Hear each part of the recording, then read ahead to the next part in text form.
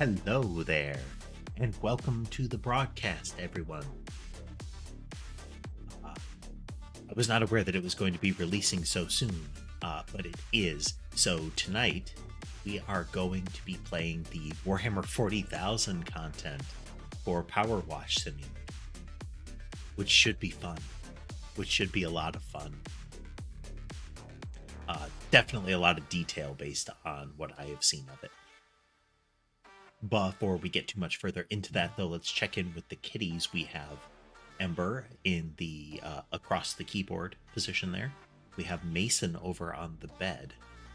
And, we have Sammy up on the cat tree. Where is Sky during all of this?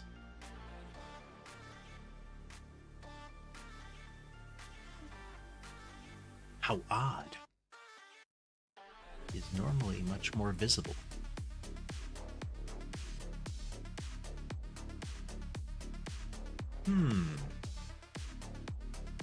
Well, we'll keep our eyes out for him if he, I don't think he slipped into any of the side rooms. Anyhow, I see we have Maybe with us here already. Hey there, Maybe. Welcome. Let's see. Let's see what we have for audio in the game.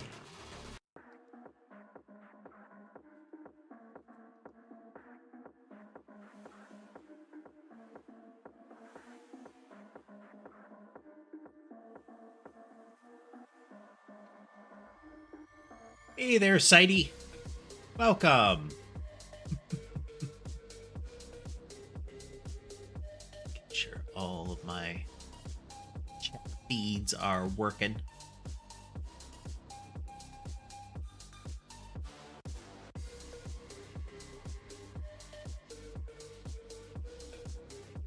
I like this one. This audio track, it's got some energy to it.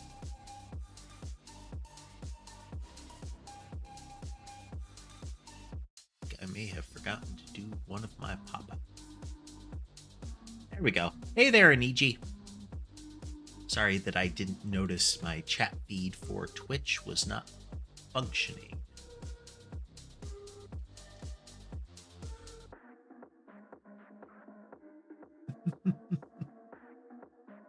All right, let's load the game up here.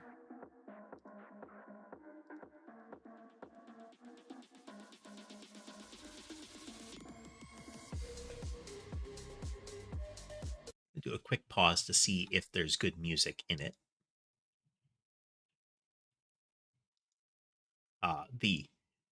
You actually do have a lot of thematic content, including the player is replaced with an Adeptus Mechanicus, and even the spray tools. If you look, you have a very ornate power washer tool there with the AdMech little cog wheel. Even the soap bottle has the same thing. There's no music to it. Okay.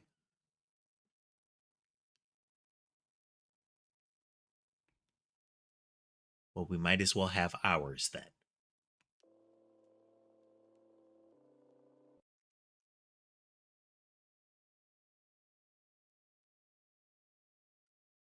Instead, there we go.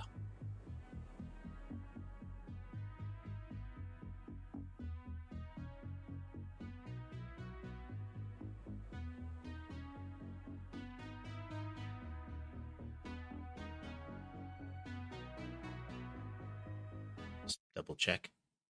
Yeah, okay. Down a little bit.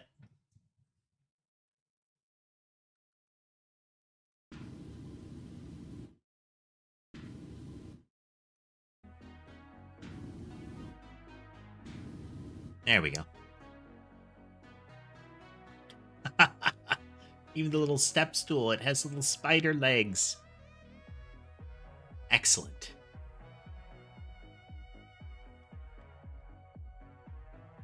I swear, Twitch stream. Hey there. So sorry, Aniji. Again, my Twitch feed is misbehaving. See if I can. Let me see if I can force a refresh here.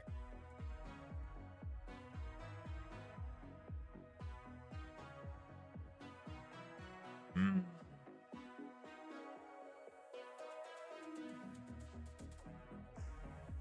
Okay, we're gonna refresh the chat feeds, everybody. Just a moment.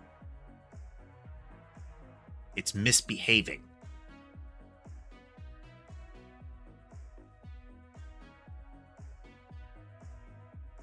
I need to make sure that the chat is coming through properly because otherwise I can't see what you're saying.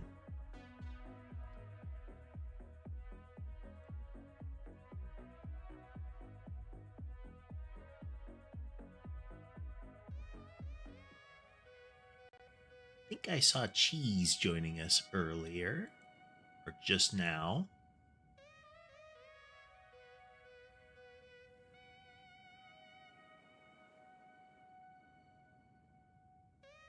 Okay. Does Aniji's chat show up? Why is it not showing up?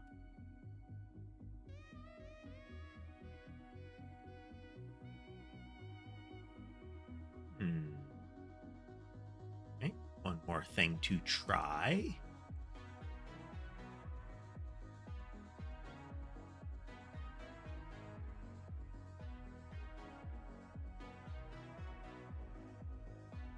If I can force it.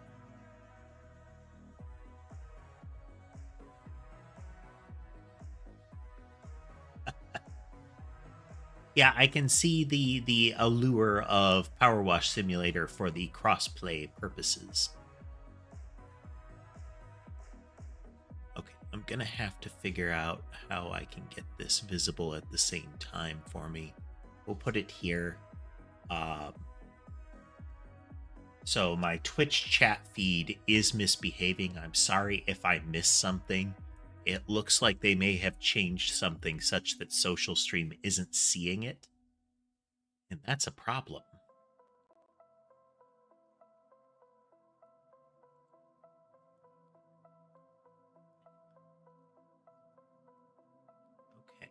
Okay.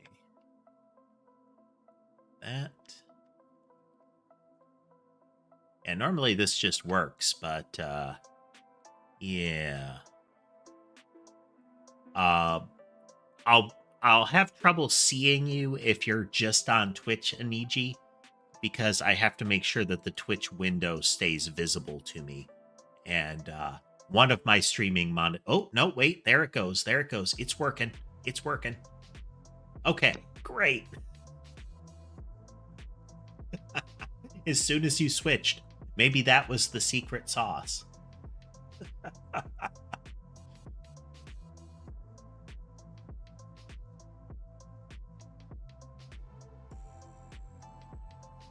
You can only do 2-player co-op in story mode, maybe. It looks like if you do the free play mode, where you just revisit a level, you can do up to 6.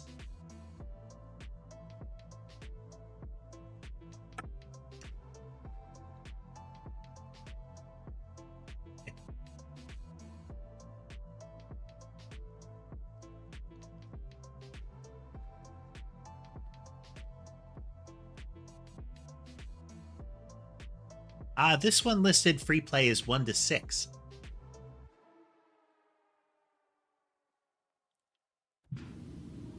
Maybe there's a console limitation.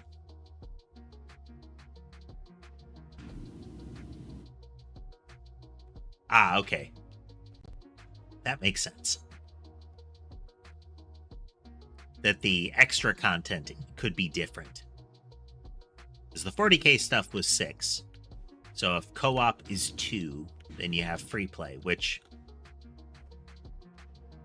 you know, stuff can be different.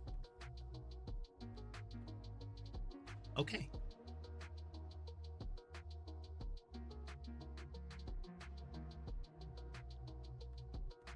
Let's look around a bit. Oh, man. Wait a minute. Okay. Oh, look at this.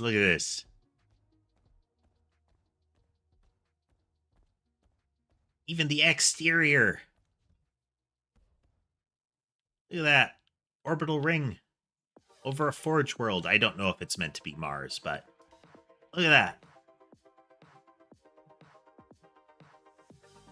You can even see a one of the skull glyphs in the building down there. This is way more than I thought they'd do.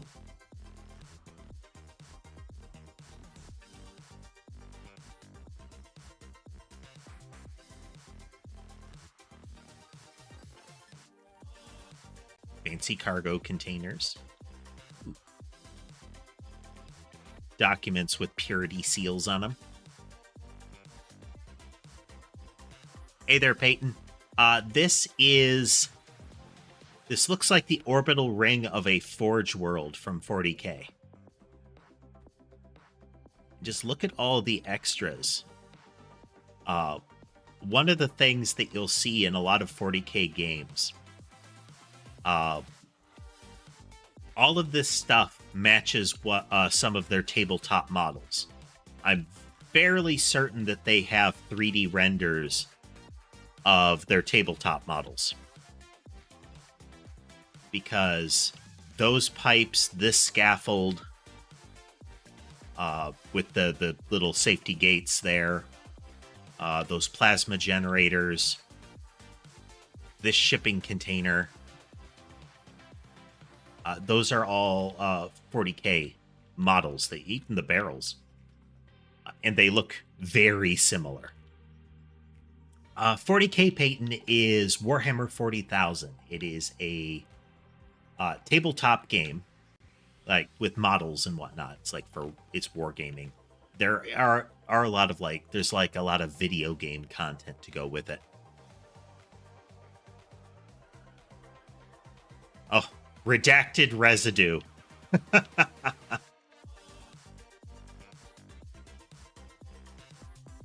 But yeah, there's so many little details in this. Let alone that you can walk off of the cleaning area and look around. Good deal. Good deal. Let's see, is there anything special about our ladder? No, the ladder is the most mundane thing. Even the base scaffold has that chonky imperial look to it. Looks like we have an Ultramarines Land Raider here.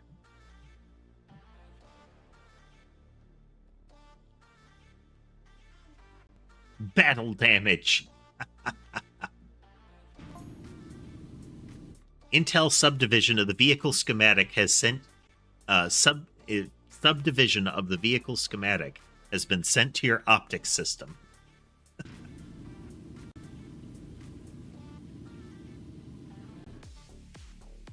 Work systematically through localized contaminants.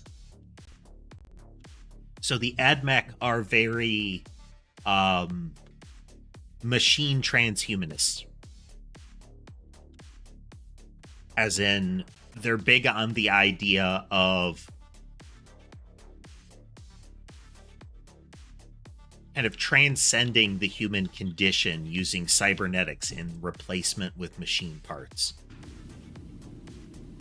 Like, their philosophy is that, organic bodies are weak and bad. It's actually a punishment in AdMech culture to have your cybernetics taken away.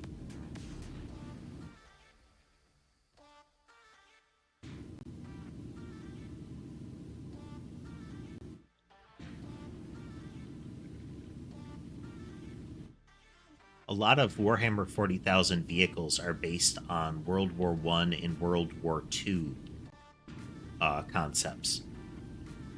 And then they make them chunkier and blockier to make them, less functional.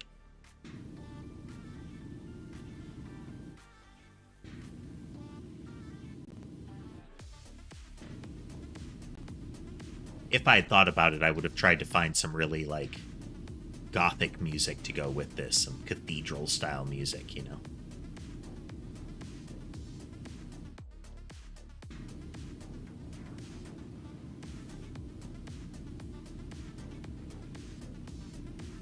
But you look at this and you've got like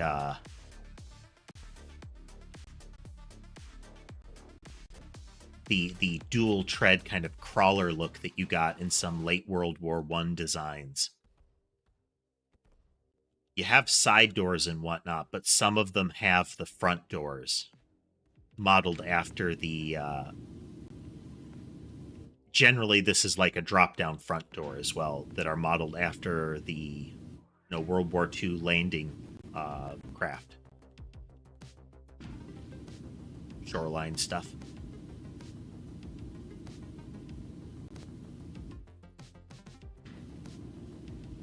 Part of it works to emphasize the idea that you see in 40K that technology was set back wildly. Like the understanding of technology was set back. Grandfather Nurgle, I think, is a cool concept. A lot of the Chaos Gods are cool concepts. The thing that you get portrayed most often is just their essentially the evil side. So Grandfather Nurgle's presentation as the the harbinger of disease and whatnot, which is true, but also there are representations of him, and some of the things you see even in the disease imagery is his aspect as essentially a god of life.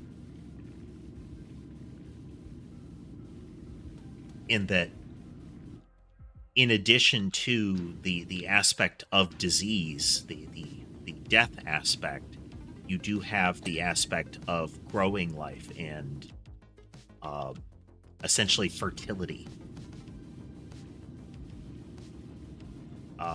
At least in the Age of Sigmar representation, his domain is essentially like an overgrown jungle kind of terrain.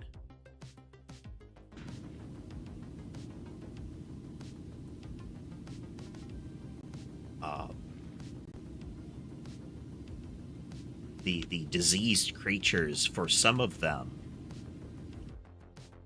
it's like they present plague marines, for example, a lot of times as being wildly diseased, but also free of pain and suffering as a result of it, like mentally. The pain is still there, but they don't care. It is just part of their being. That's right, the Garden of Nurgle. There you go.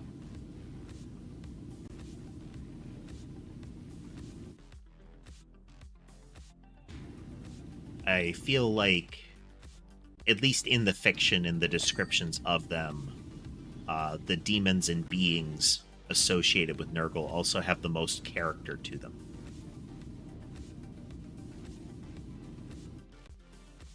They're not just like our battle, killing blood that you see in the portrayals of the Cornate demons.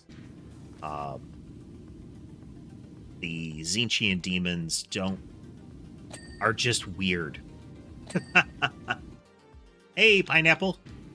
I do recall seeing you previously. Yes, yes.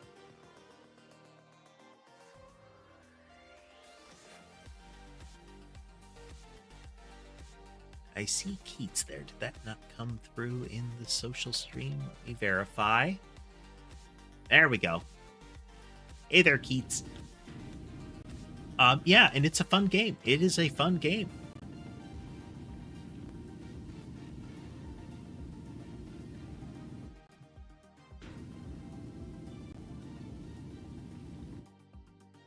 Orcs, I think, are portrayed relatively well. I don't like a direction that they took eventually, and that's that they made the concept of the Wa, the orc psyche, and the way that they developed their technology, essentially just their imagination makes it real. That, that some of their guns are just a box, like a chunk of wood, but because they believe it works. I liked it better when they had intrinsic species knowledge. You know, when they originated from an engineered species, and their weird boys had remnants of that. So a mech boy was fundamentally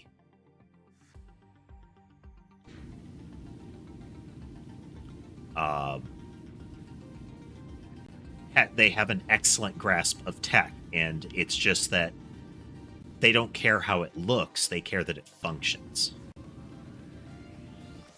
And then orc culture takes over, and they're like, it should also look cool.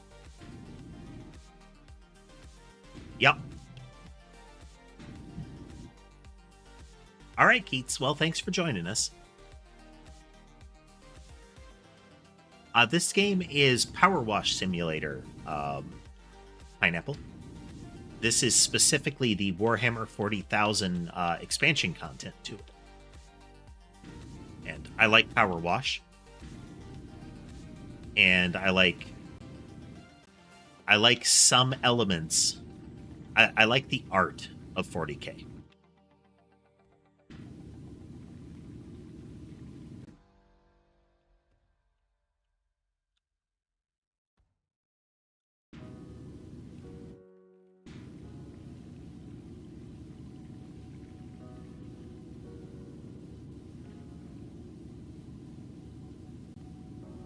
But yeah, Cheese, you had the corks, I think they were they the ones that were engineered to fight the Catan?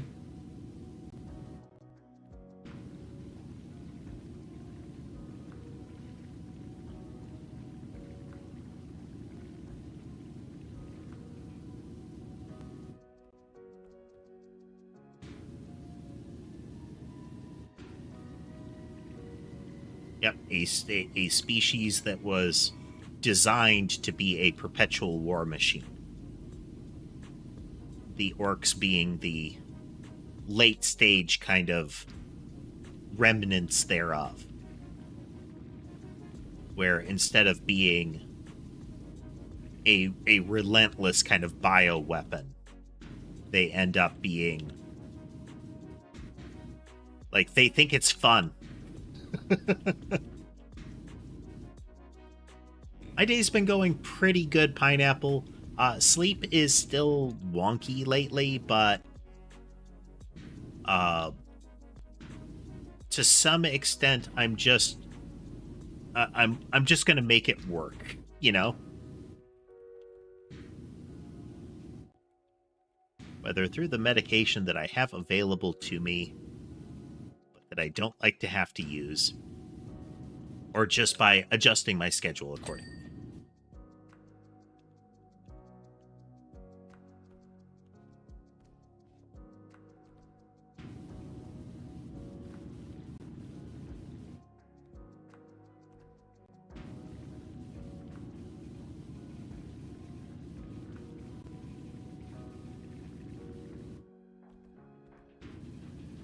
One thing I miss from 40K is earlier on in it, like 2nd edition era, and also in the fantasy content, the little orcs, essentially the goblins, the grots, in 40K are given kind of short shrift, you know. I miss when they emphasized the Grot's actual role in the orc armies. You can still actually see some of it, and in the fiction it is still described, but I don't think it gets kind of the screen time that it deserves. Because they actually build and maintain a great deal of the infrastructure that the orcs have. They run the guns. You want to be able to clean a dreadnought. Well, good news, Cheese. I am pretty certain a dreadnought is one of the things we'll be cleaning. I think there's also an Imperial Knight.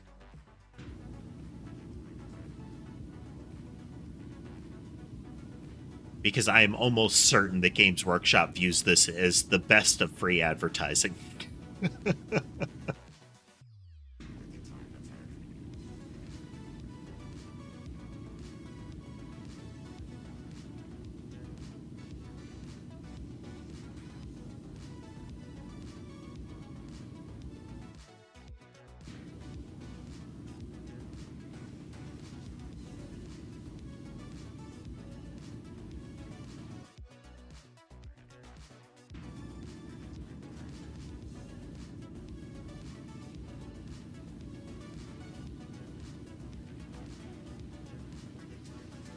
Not being as systematic as I like to be, mostly because, you know, I'm chattering during this.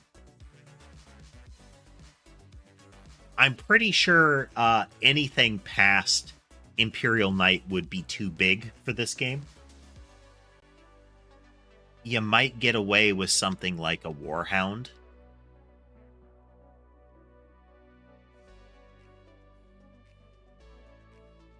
But I'm pretty sure bigger than that, and you'd have problems. And don't worry if you don't understand all the names and whatnot that we're throwing out. That's largely for anybody that wants to geek out about Warhammer stuff. Just know that we're probably talking about mechas and tanks.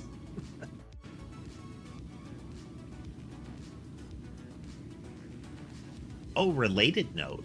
For those that are aware of the game Helldivers, they officially announced the mecha vehicles that have been getting leaked since they were in the game files. They officially announced that they are actually adding those into the game.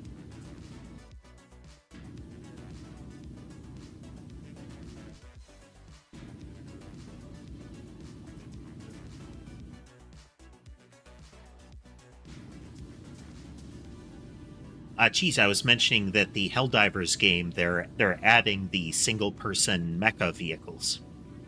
They're like little bipedal. Well, they're essentially dreadnoughts, like piloted by living people.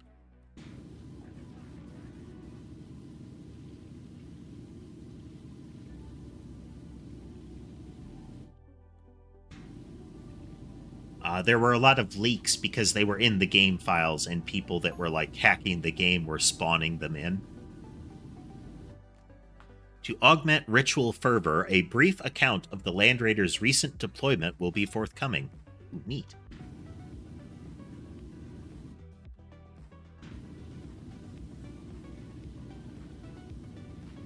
Sammy's making biscuits on my leg, and Sammy's claws are very sharp.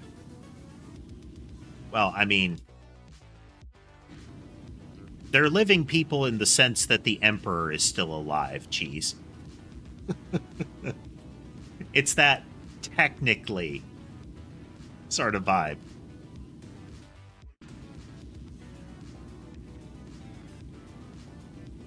Full of so many tubes and life support elements that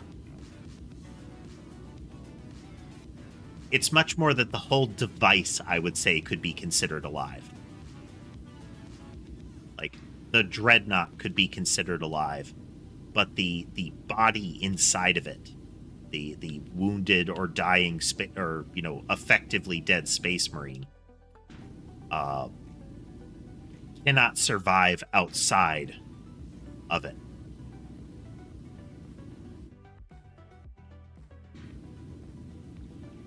It's a fun duality or parallel to the Chaos Hellbrute. So Space Marines have dreadnoughts.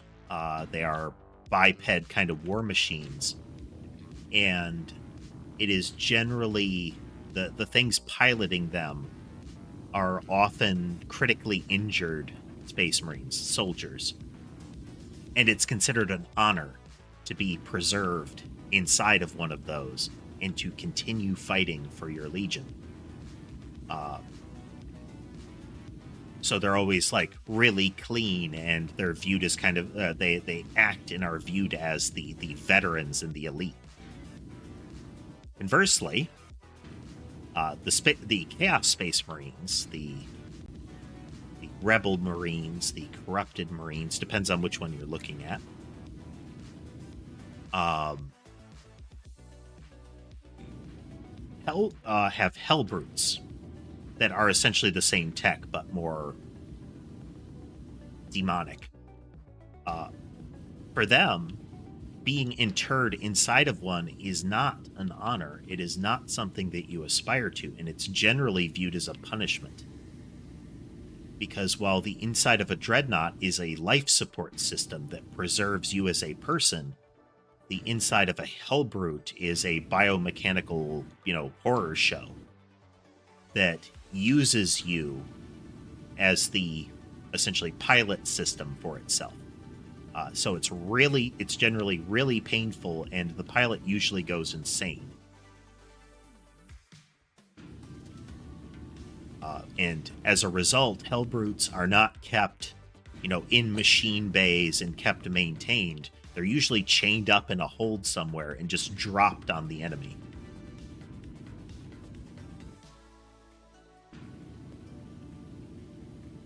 In the tabletop game, they're essentially just dreadnoughts.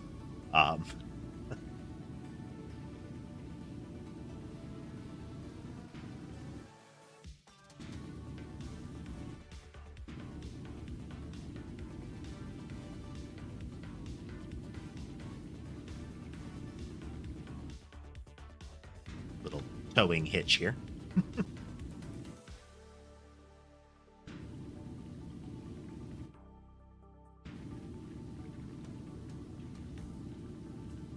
Yeah, good times. Good times. It's a very Zen game. I wasn't aware of that part of the fiction, Cheese, but, it ultimately makes sense.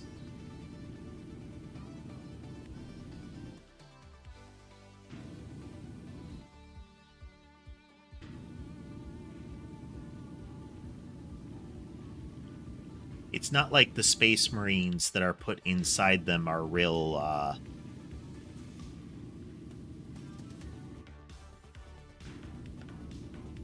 into cybernetics in the way that the AdMech are,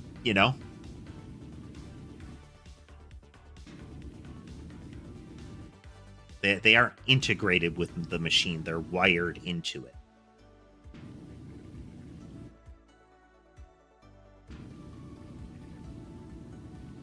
So I suspect there's probably a bit of interference going on,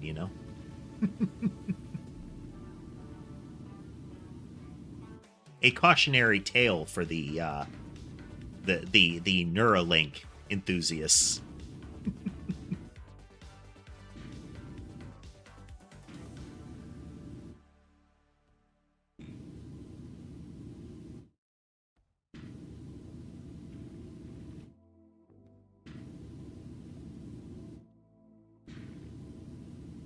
I mean, setting aside the fact that I don't want capitalism wired into my brain personally.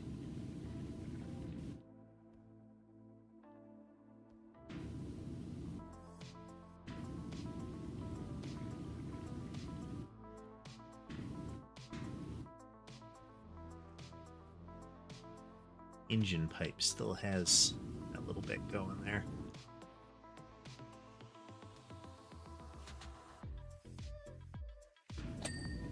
I haven't heard of that. Maybe I'm just not recognizing the term, Cheese.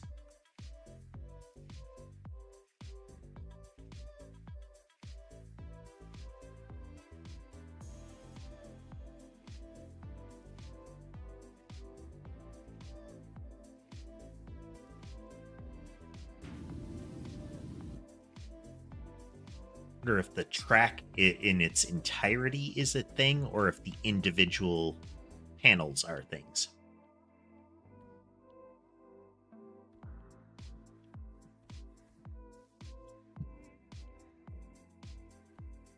See anything about the engine housing? Probably up above I'll be able to get more.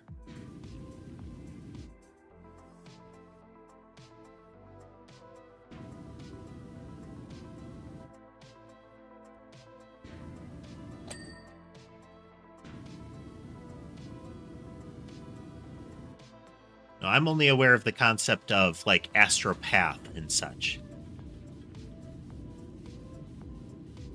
If we're talking 40K, you know.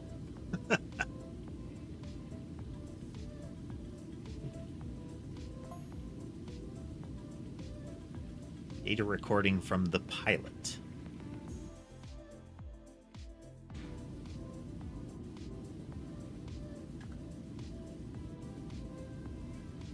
I may have to look it up.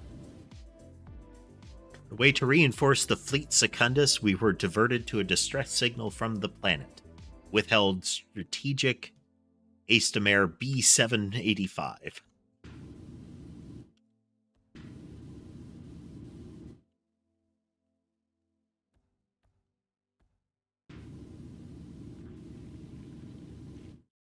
I'm going to guess that the whole tank tread assembly is the thing that we'll be cleaning off.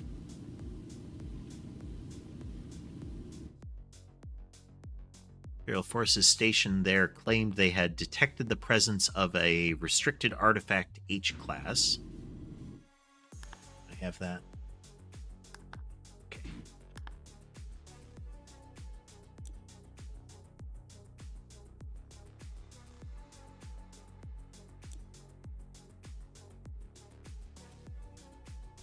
Before encountering the redacted heretical, the value of redacted classified item could be of extreme significance. Yep.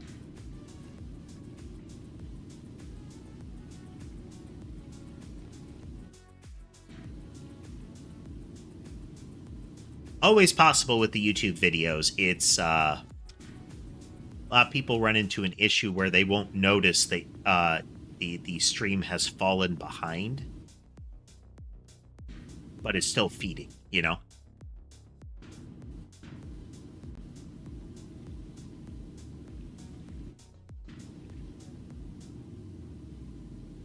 Because sometimes, apparently, it just decides to do that.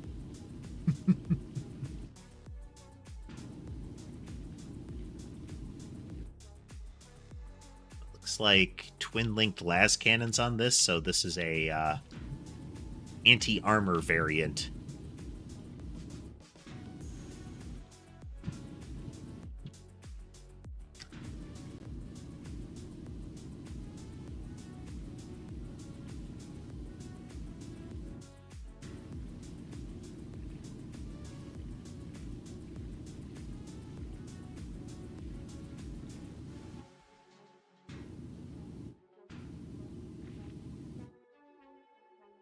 It's not clear how many pieces they've got in this. From the looks of the naming, Outer Track Armor is a great deal of this. But there are things like the hatches and whatnot, so hopefully we will get more dings.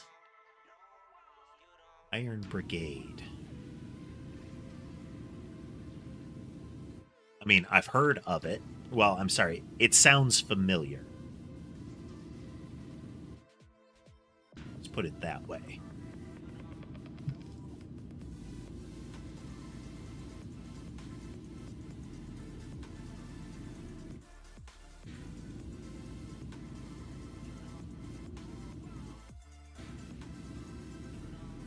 I remember one that had a similar name that was older one, definitely older one, where you played in a alternate history, kind of World War One or 1 to 2 tech, you know, but you played on something called mobile trenches, which were bipedal mechanical platforms that actually had in-placed weaponry on them. Things like World War II bunkers, sandbag emplacements, field artillery, that kind of thing. And it played out kind of tower defense-y, where instead of placing towers on the map, you would run. Okay. Then I did recognize it. It was kind of fun. It's a shame that the Steam port of it has not aged well as far as stability.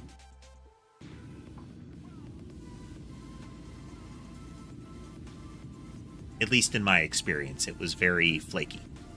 But I do remember playing it on Steam.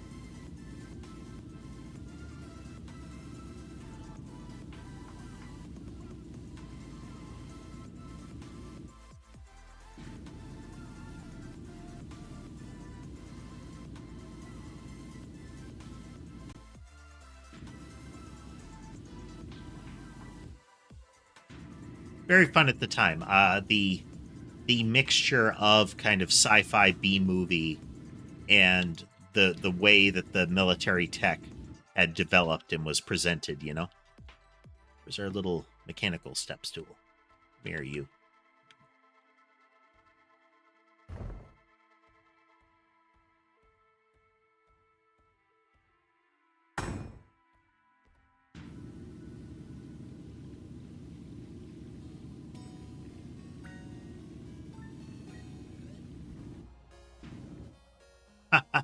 I just noticed. Look at the texturing on this.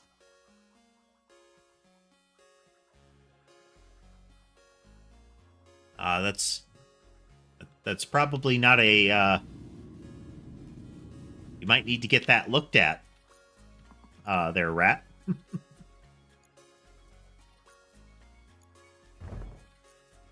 If it continues longer than than 40 minutes, you should seek medical attention. But welcome nonetheless. Playing PowerWash, if you aren't already aware.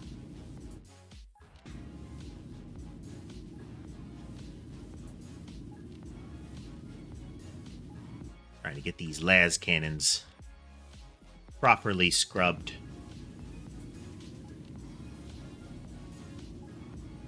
Interior side is going to be hard to get to. If they had been smart, they would have painted this as an assembly, and then we could have just popped the magnets loose.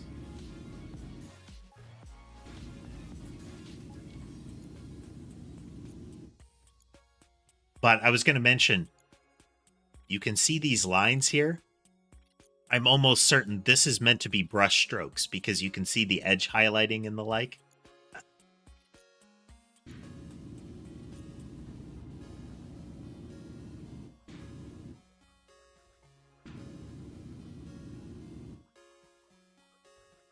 Which I think is potentially an amazing touch.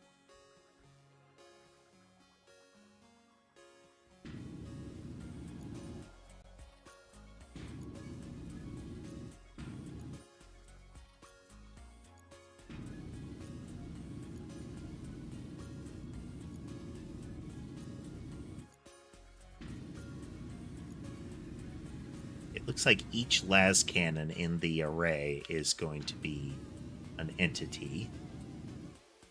There might be grubby stuff on top of it. You might have to do extra streams of this because seems there's a lot to cover. Arriving on the planet, we found ourselves overrun by something. It says redacted heretical. That could be that the information is considered heretical, or that the forces are considered heretics. We were close enough to detect the presence of the artifact.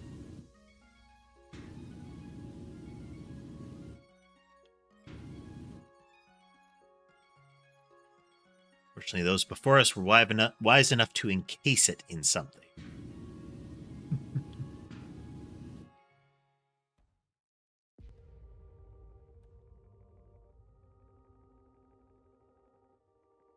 There, we must return in greater numbers before it is damaged or lost the enemy. Okay, gonna step away real quick here. Be back in just a couple minutes.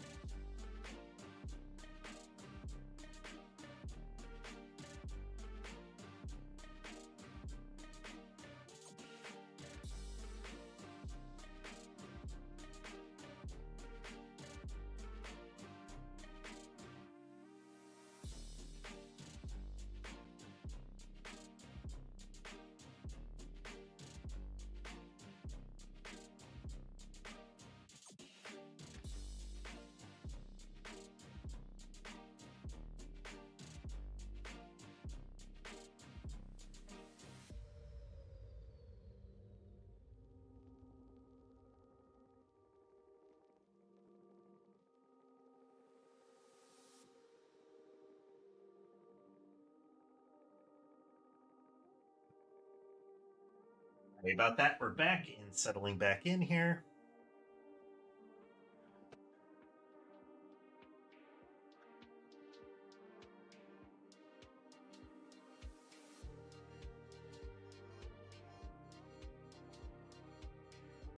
All right, we're back.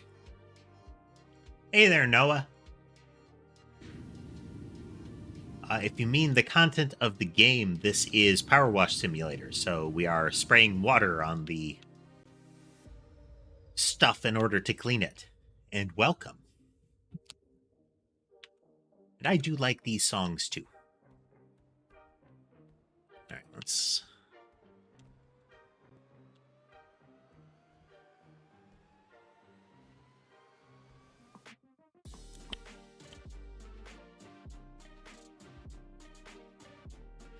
.15-degree nozzle is generally plenty, but... Okay, we can use...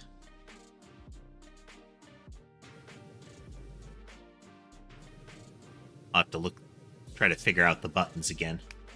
There we go. Okay.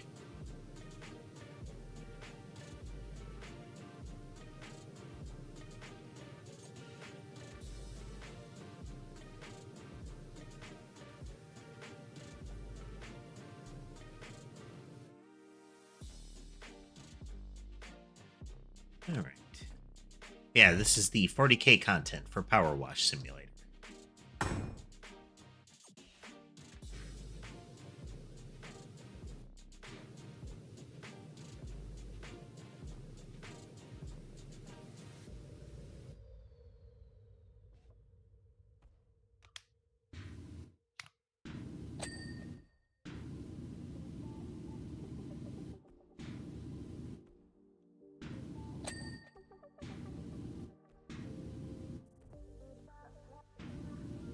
I'm trying not to have to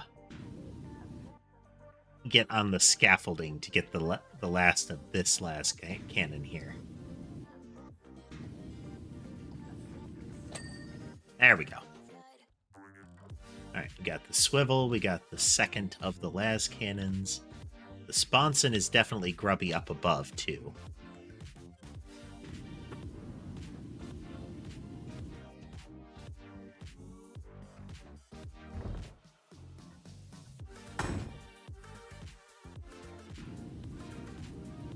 Ladder steps here are grubby.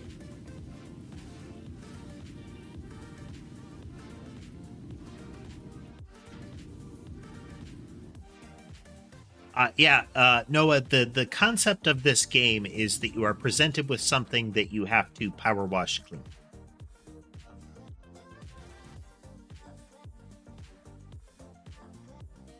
And while it sounds like it's a mundane task game, like, hey, clean the house, that kind of stuff, this game actually has a storyline. Like, the base game has a storyline. There is a plot. There is lore to the game.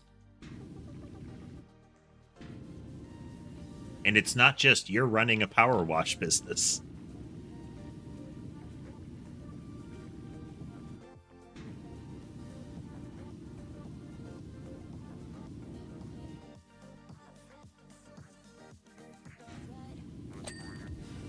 Oh yeah, they went for all the extras on this one. Hunter killer missile pod, smoke launchers, heavy bolt, twin linked heavy bolter on the front.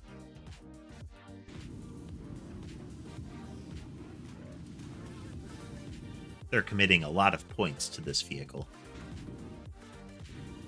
It's just going to get popped by a las cannon from across the battlefield in turn 1.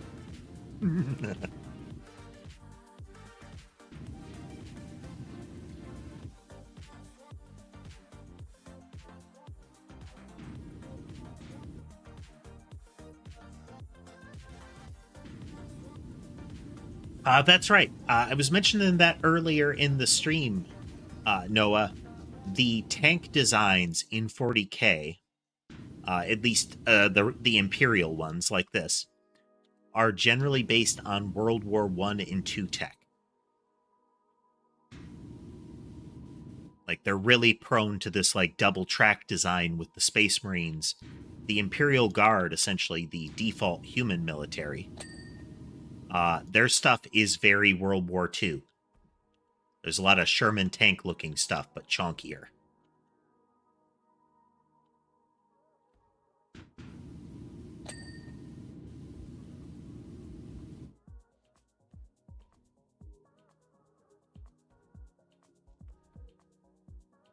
Armor is done. The sponson is done. Okay, outer track armor.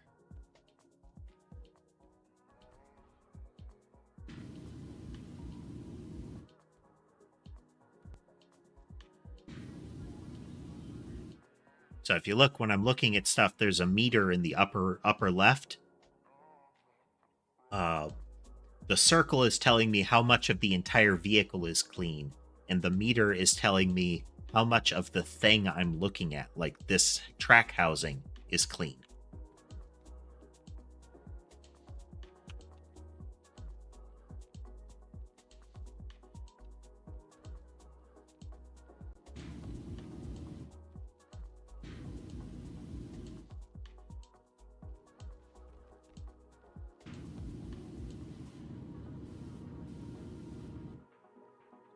A little more on this.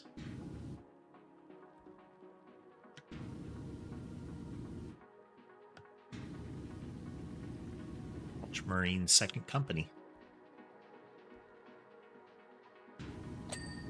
The default Space Marine.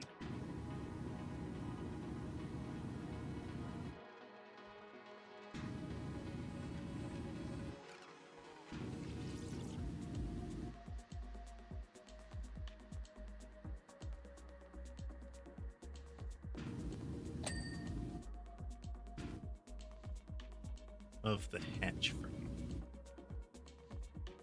There's a little more of this that has some. That's right. Grime pulse. If I press tab, I can see the dirt glow for a moment.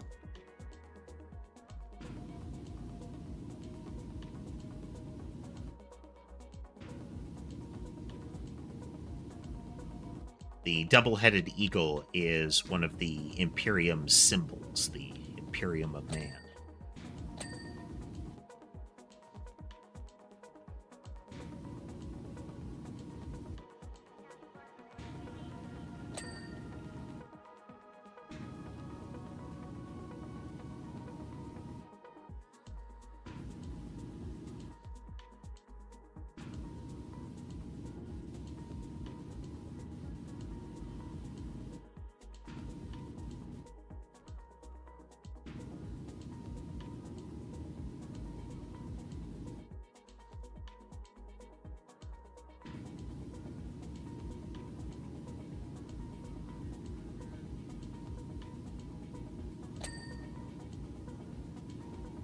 Get a residual over there. Tread is still very dirty.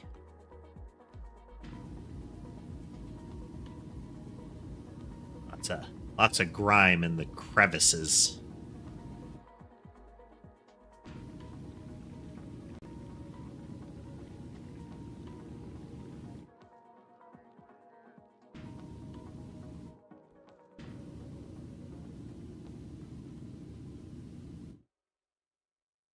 Hey there, Haruto. Welcome back. We're playing some PowerWash with the new 40k content.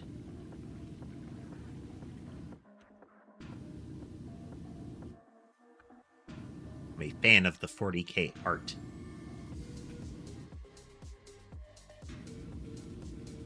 So we had to play this when it showed itself, you know? That and I like the PowerWash Simulator game, so double bonus.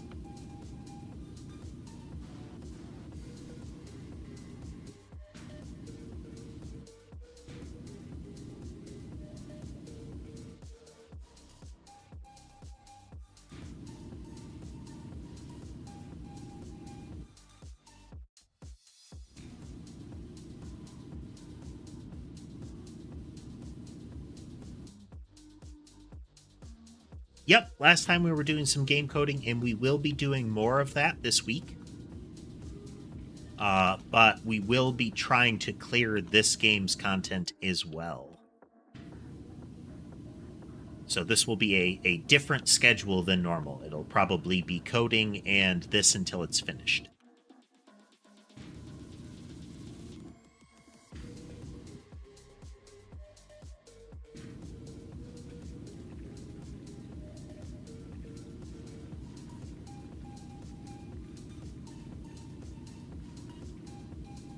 Apparently, this style of music that is playing is referred to as drift punk. I don't know if that's universally true. I am not nuance of music naming conventions. But it's in the same genre of the music that is used as essentially Giga Chad's theme music. Where's the black cat? Let's take a look. Where is Sammy? Last I saw her, she was on the cat tree. Yeah, there she is. Zoom.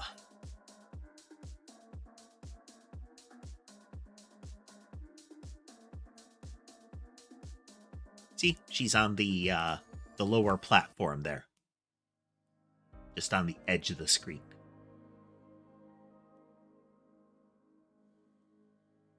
That seems to be one of her spots. I think we still have two over here. Oh, no, just sherbet. Let's put it on the tree for now, then.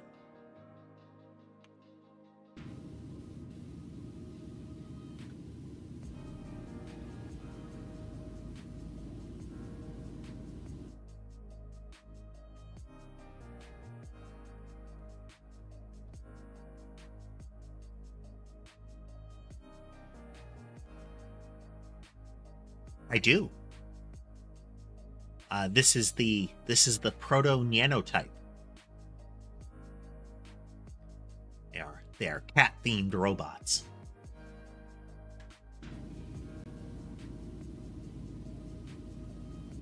Precursor product to the Nyanotypes is the Catbot, now rebranded as the Nyanite.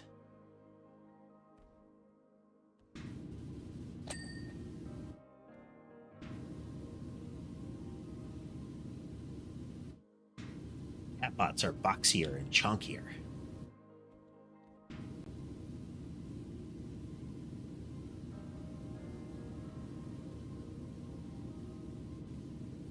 Nyanites and Catbots are distributed by the Catbot Corporation and manufactured at the factory, which I run in a fashion that is totally consented to by the company. And they continue having a choice in the fact that I am running the factory.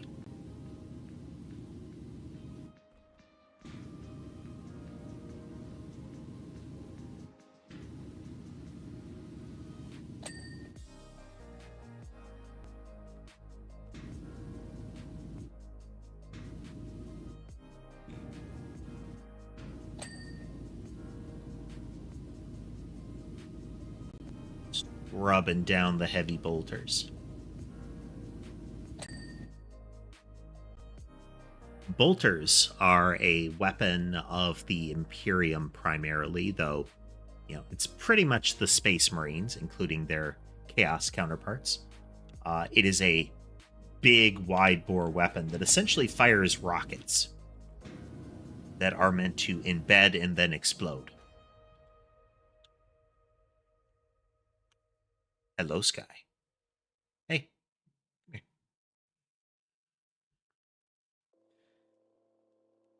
Sky needs head scratches.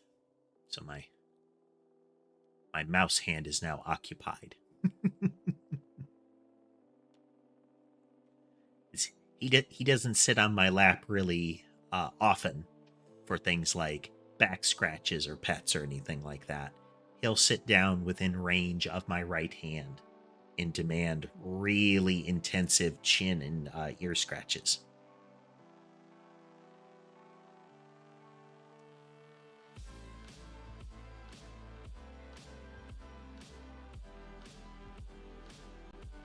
That's nice. I mean, VTubing in general has really taken off. I like it. It's another creative expression vector.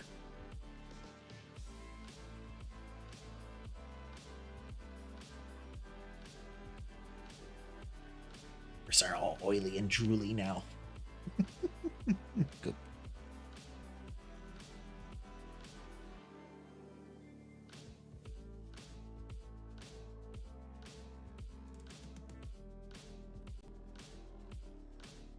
Heavy bolter is clean. That one is clean.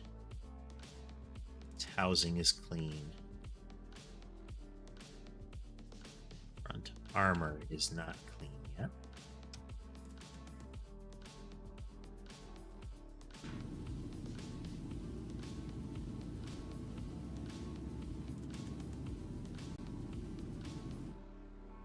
Always good to get any of the little bits of dirt when you see them so that you don't have to worry about it later. You don't want to be scrounging for things to clean right at the end.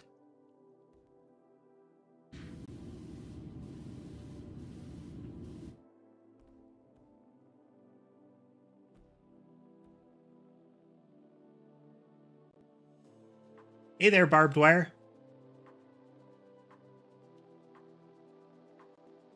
Oh, I'm sorry for your loss there, Haruto. Sometime shortly ago, for a period, there were 7 cats on the street.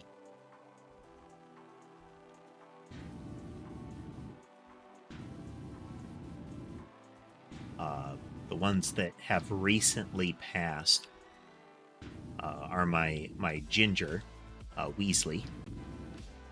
The remaining of my 2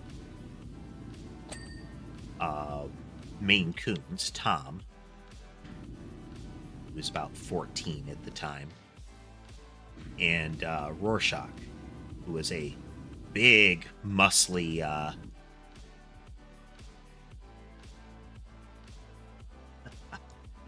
you doing Hunkai Star Rail grinding there, barbed wire?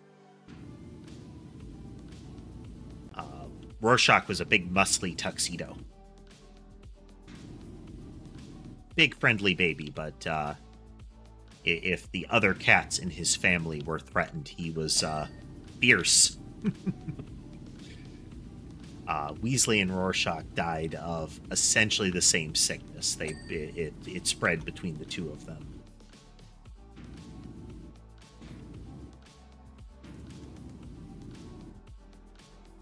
I can't remember what it's called, but there is it's not like FIV. It's not like feline HIV. It is a mutated cold that pretty much all cats have in a benign form, like it doesn't hurt them. But if it mutates, it's pretty much 100% lethal.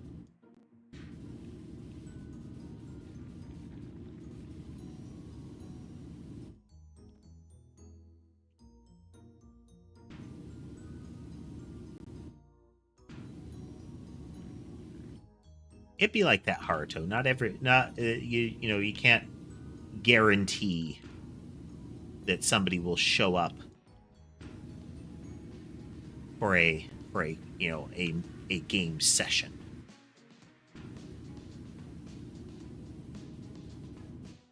I have a group of folks that I play multiplayer games with, and they're not always available.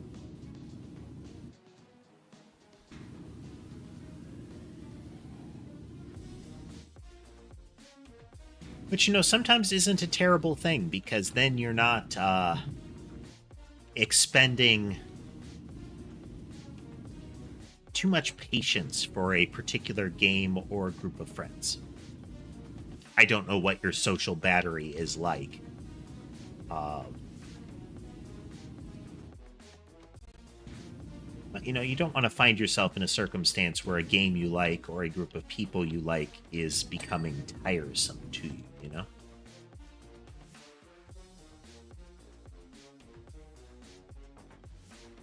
Which one is BBS, barbed wire? Hey there, German. Very Very straightforward profile pic, given your handle. Little German flag with eyes. Ah, okay. Bleach Brave Souls. Welcome to the broadcast, German. We are doing the 40k content of PowerWash Simulator. And chatting.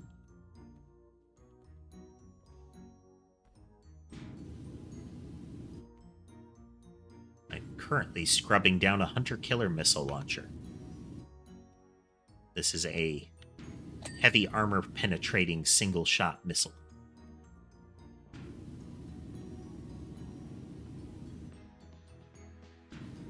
Which game you play in, German?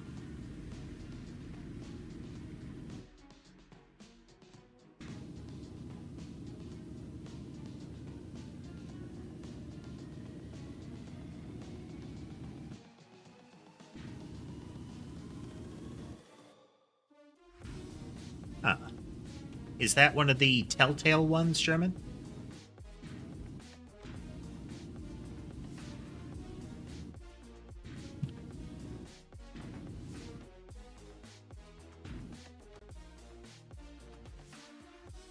All right, Haruto, thanks for joining us.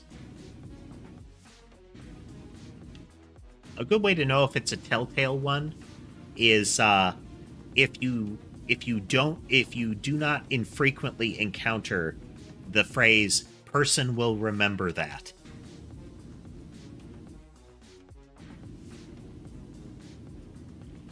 Not too shocking. I did play, I think, the season 1 Telltale Walking Dead game.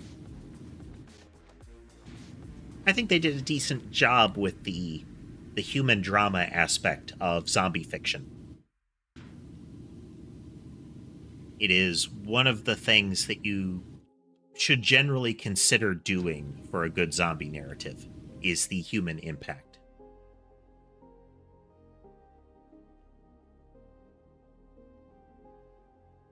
I mean, the escaped prisoner was a cool guy. You know, of course, the little girl that he helps is an empathetic character. I think as a duo, they were fun.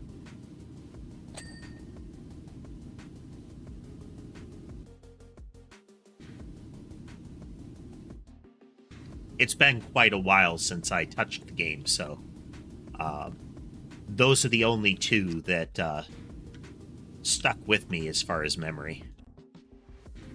Which is a good sign when your lead characters are the memorable ones. It's not a bad thing when side characters are also memorable, it's just you don't want them to be more memorable than the leads.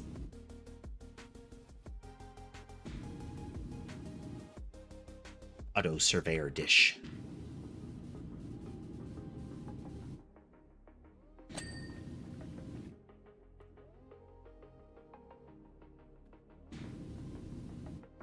Ribley's here.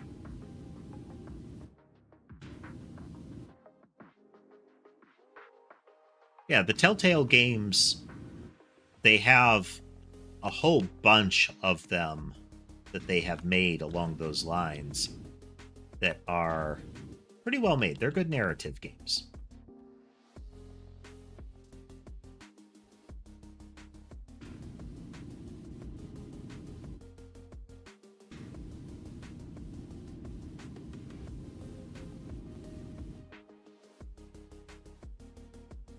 There's definitely something to be said for a narrative game, an entirely narrative-focused game that isn't a visual novel.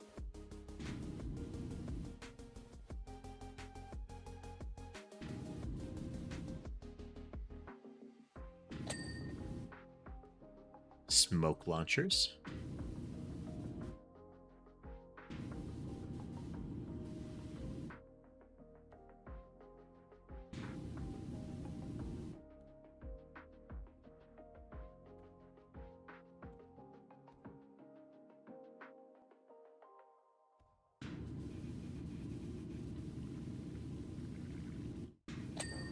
There we go. Air vents. A lot on the tank armor that is not clean. Not too surprising. Hey there, Michael. Welcome, welcome. We are playing the 40k content of PowerWash Simulator. I find it to be a very zen game, and I like the art of 40k. But because it's such a chill experience, feel free to chat. It may take me a moment to notice that chat has happened, but more than happy to talk with folks as we go. Just make sure that that my chat feed is still working. There was a problem with it during one of our recent streams, and I didn't see anything that a couple of the channels were saying, which is frustrating.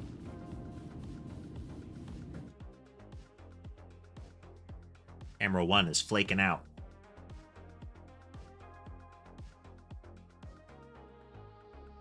Fine, fine.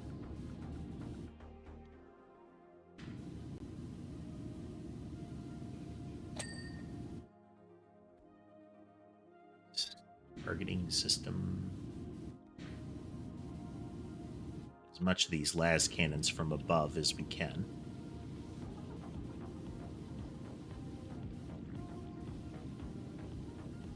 There are different nozzles you can use for the pressure washer, but generally the 15-degree nozzle will cover everything you need.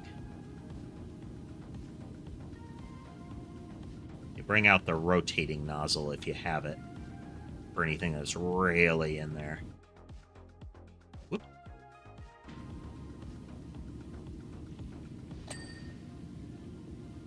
It's the other tread, that's good.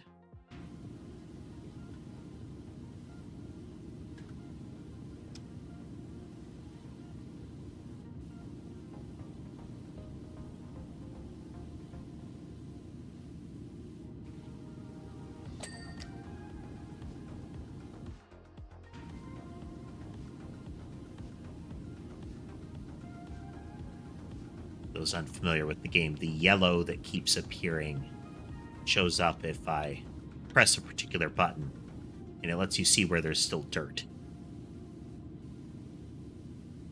Because sometimes it's not terribly apparent. You'll have, like, grime still in the crevices, you know? But once you hit a certain amount of clean, you don't have to get the rest of it. It consumes the entirety of it when it goes ding. And that ding is very satisfying.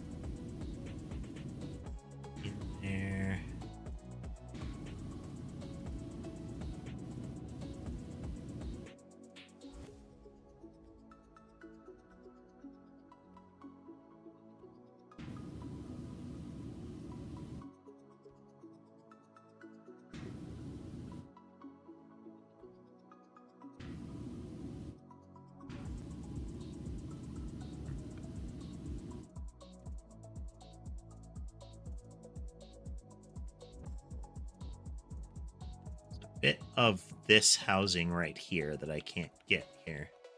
Yeah, that's probably it. Let's get the scaffolding over here.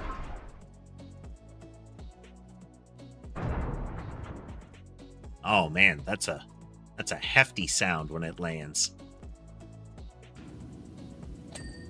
There we go.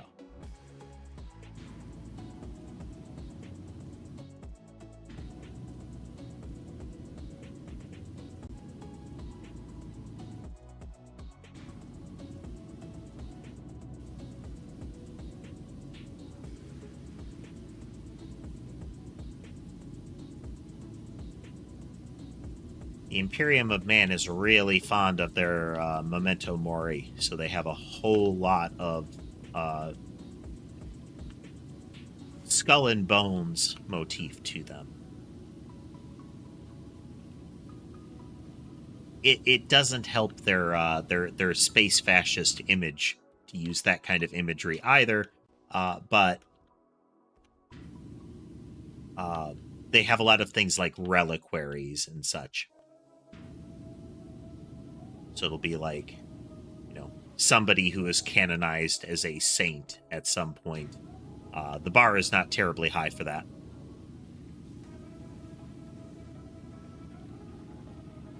What, Michael?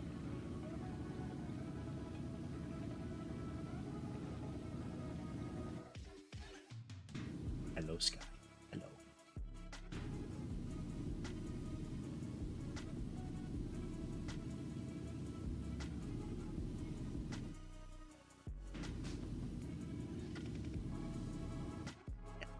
I know you're up there. I know you are up there. Sky has been wanting a lot of attention lately.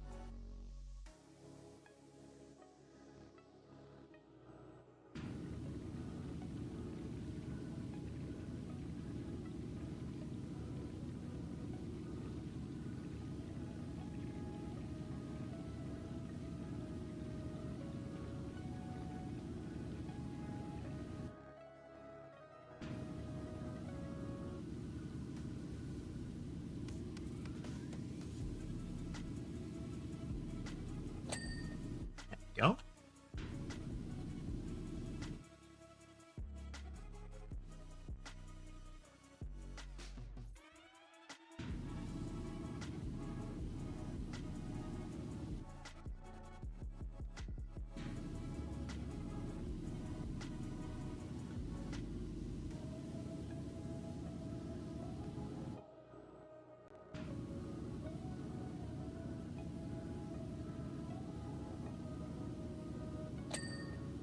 There we go. 97%. Quick visual sweep, and then we'll check the list. Ah, there we go.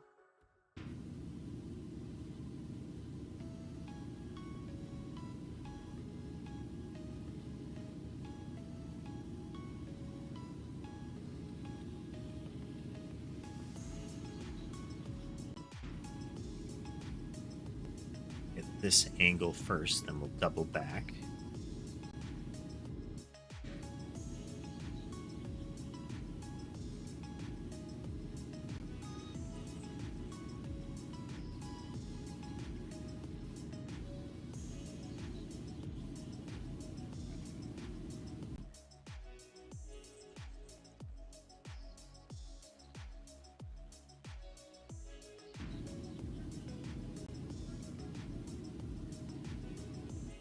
Engine housing grime too.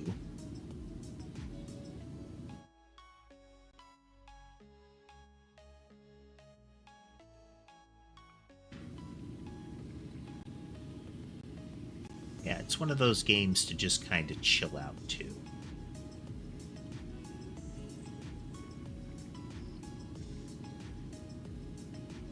Like, I guess you could get pretty intense if you were to try to, like, speed run a level or something like that.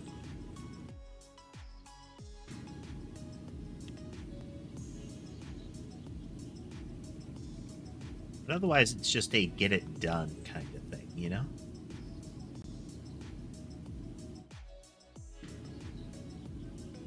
It's the do the thing kind of experience. Welcome back, Cheese. We are almost done with the Land Raider.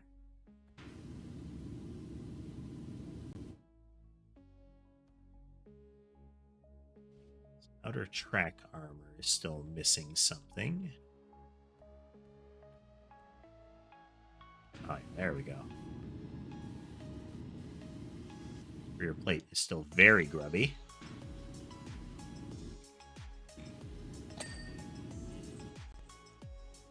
Track armor.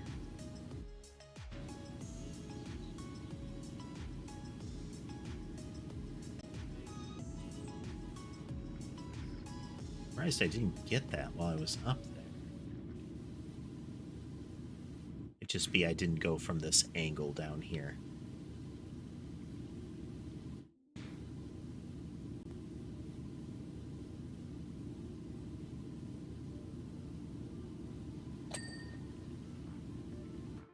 Another tube cleaned.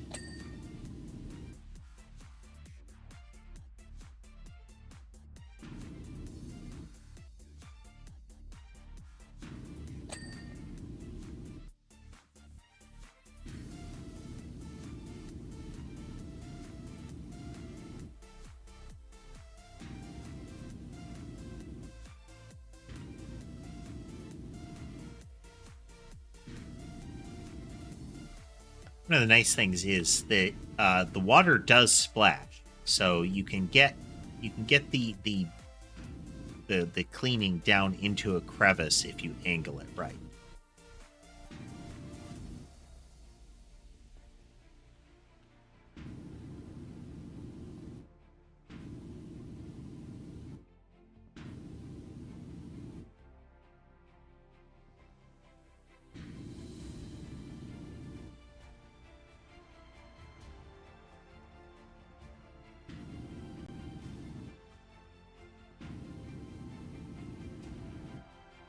Still some on that toe ring, huh? Yeah, back of it.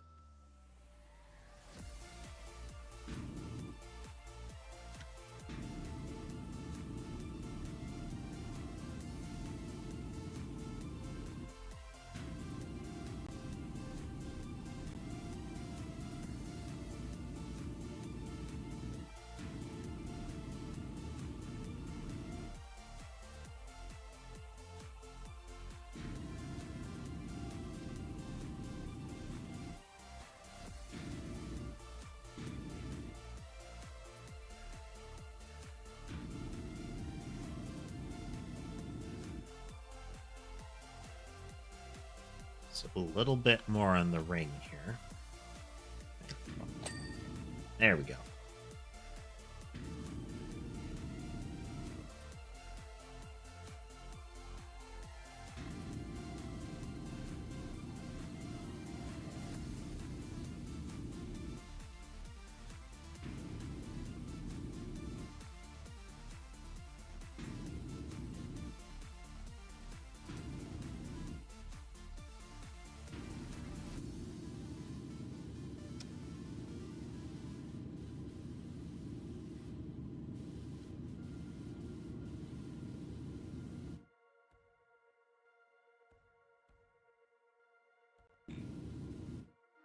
There we go. All right, let's get back up top.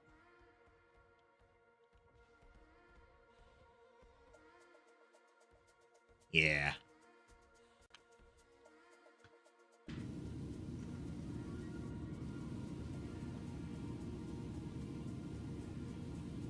This particular outer track housing is really close to done. Yep, there we go.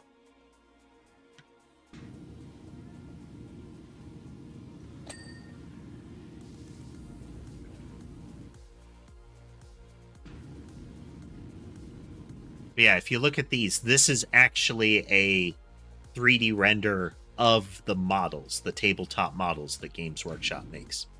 Like these exhaust vents they're capped right here. They don't actually vent. And if you look at some of the texturing, you can see the edge highlightings in the brush strokes in some places. See brush strokes because they didn't use too thin coats.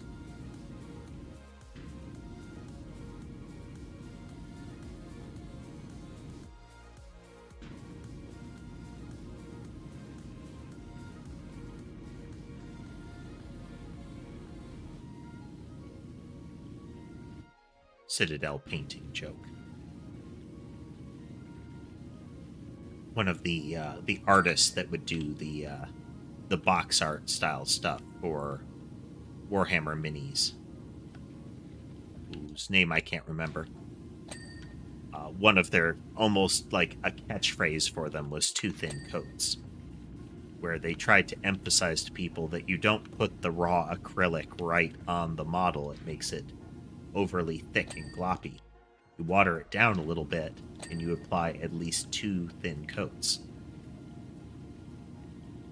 The second coat, because the first one won't be thick enough to have full coverage. But with just the 2 thin coats, that makes it so you also are only applying the minimum amount of pigment that you need to get the color on the model properly.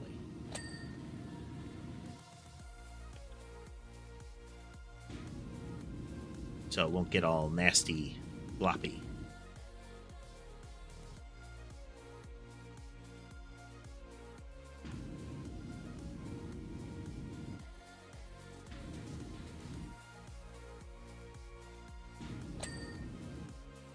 Okay. Engine fuel induction cover, the skid plate, and the track armor hatch. Some part of the engine and some part of the back skid plate. There we go. This little stack here. Let's get the scaffold.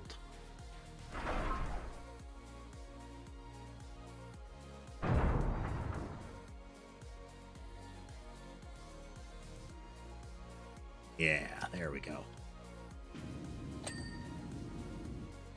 Okay, now we need the skid plate.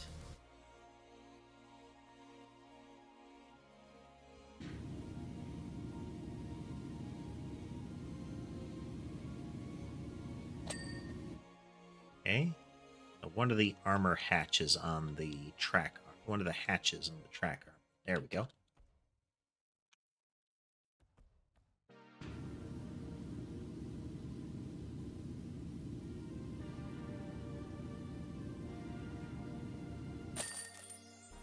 There we go. All right, now we're going to get to see the replay. You can see that your player model is actually a little AdMech guy. So good. So good. Canticle complete. Excellent. Tech Priest, your efficacy in this blessed task has exceeded chronological metrics. I feel the motive force of the venerable vehicle resonate. The Omnissiah has indeed brought us a worthy adept. So translating that, you didn't take too long to do it.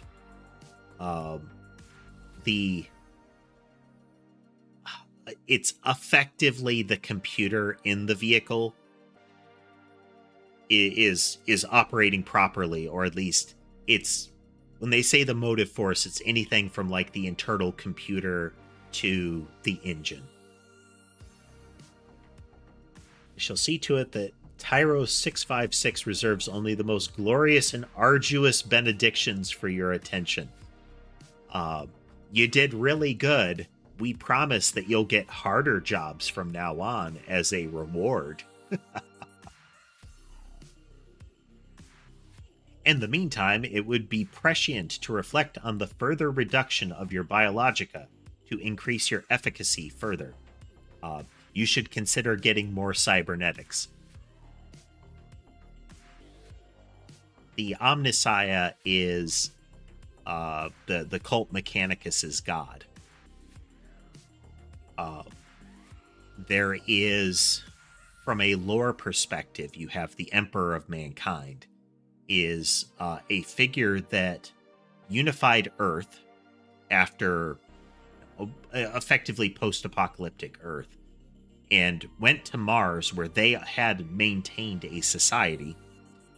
And upon encountering them, there is some back and forth in which the cult Mechanicus, some factions of it believe he is their Omnissiah, is the embodiment of their god, and other factions of the Mechanicus effectively agree to call him that, so that they can have a functional alliance without political and religious conflict.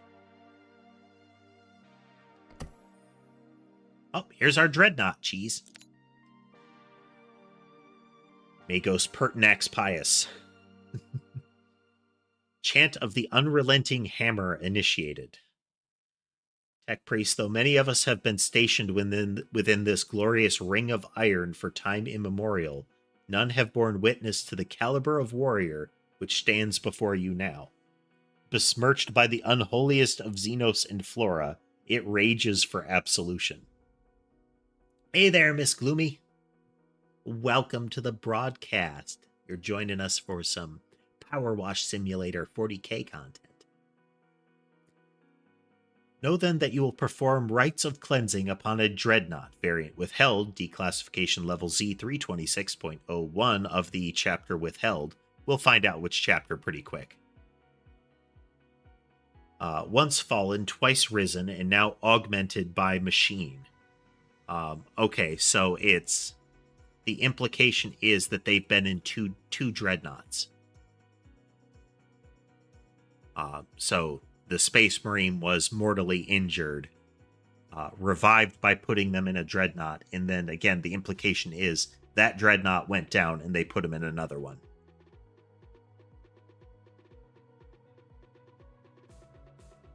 Though it's in now augmented by machine. I wonder. I don't know. This is a singular honor. Do not fail me unless you wish for transfer to the Skitarii on Parlous 5. The Skitarii are the actual direct military wing of the Mechanicus, and they hold the same kind of pattern of cybernetics, but instead of it being like ascension past humanity, it's very practical, and there is a high lethality factor involved. They use a lot of weapons that are self-destructive to any like flesh that remains kind of thing. Lots of radiation and the like. Again, hey there, Miss Gloomy. How you doing?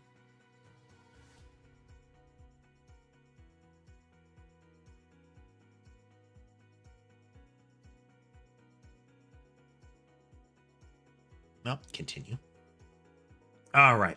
Which chapter we got? Let's see. We got Moss. We have Redacted Residues.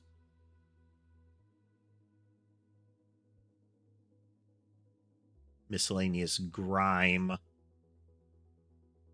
Foliage. Carbon deposits at the edge of it. Plasma Cannon. Ooh. All right. Which chapter are you? Imperial Fists. Okay. Cleanse initiated. I think it's Imperial Fist. That's the bog standard yellow, right?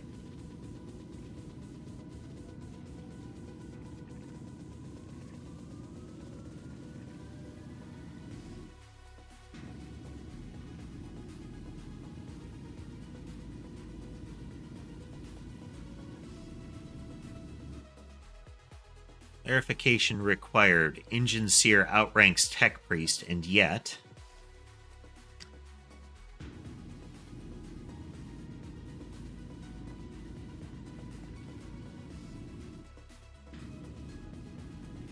Tech Priest sanctifies Dreadnought, whilst Engine Seer cleanses Prometheum fuel drums. This is essentially our current boss complaining that we get to do the cool thing, and he's doing the grunt work.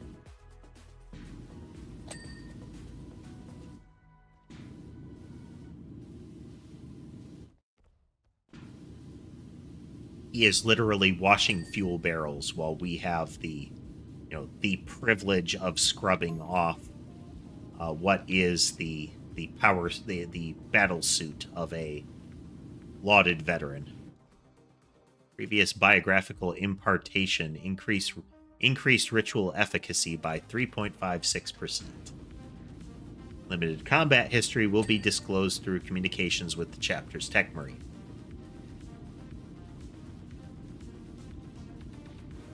Let's get the initial scrub here.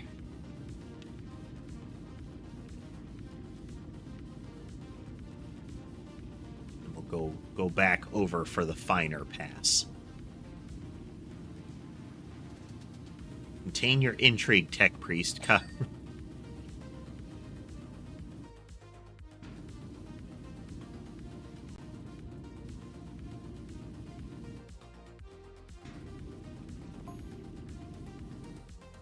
Your Magos asks that I impart some account of our chapter's history to assist the vigor of your cleanse.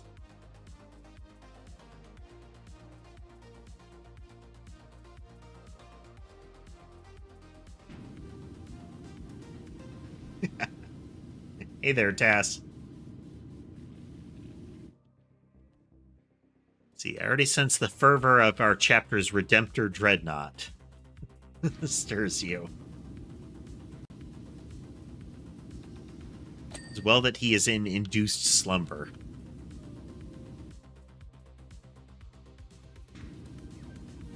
Yeah, we finished the Land Raider, and now we're on to a Dreadnought. Though he has a few words there, usually the last to pass into the ears of a traitor.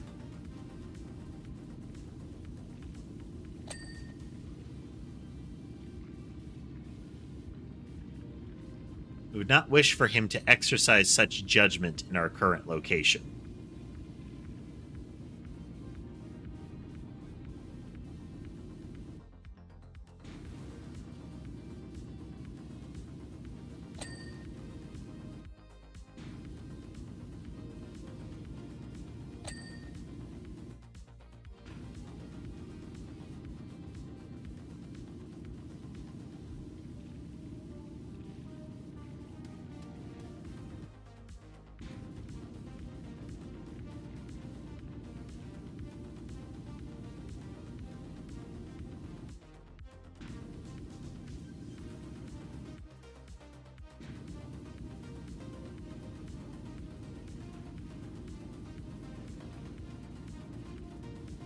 The Skitarii show us some of the more brutal, practical side of the AdMech philosophies.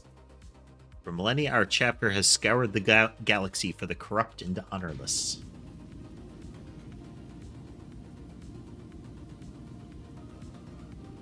These redacted heretical turn their back on the Emperor and have left us no choice but to remove any whisper of them from history. So the Traitor Marines, the Rebel Marine chapters.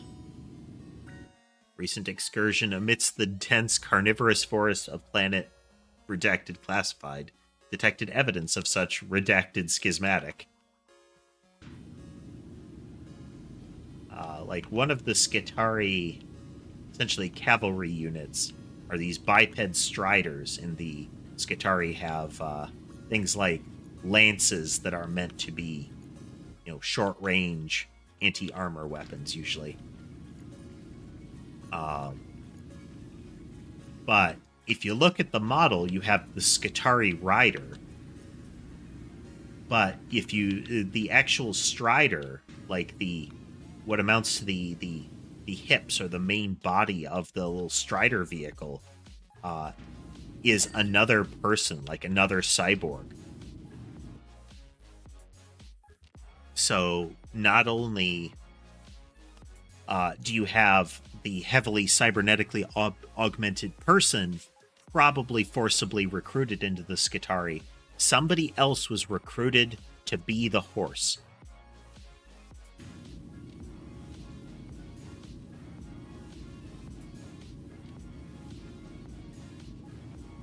One guy was press ganged because it would be he would be honored with the opportunity to serve the Omnissiah with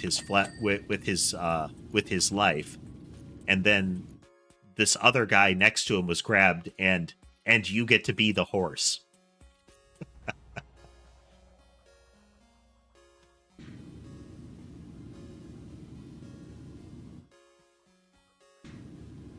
Well done, Cheese.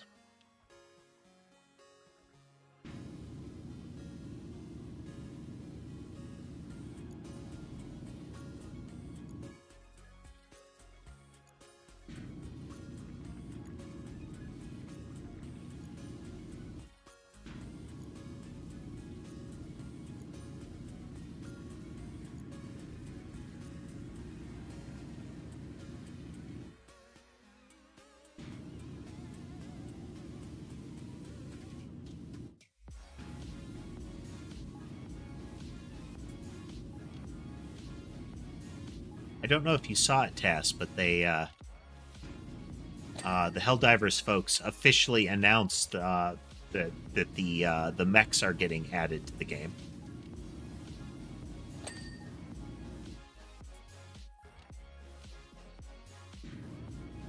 Yeah, though given the Skitarii weapons, there's not going to be enough left for a servitor.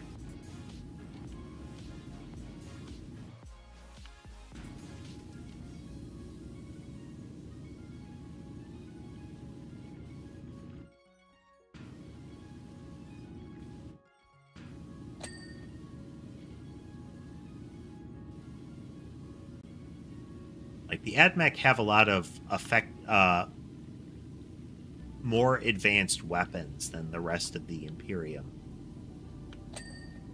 And also they have access to tech that is not safe to use, but the Skitarii are not really viewed as... You know, I'm not going to say expendable, but it's pretty close. So... I'll look at the scaffold in this task. Let alone the place that we get to work.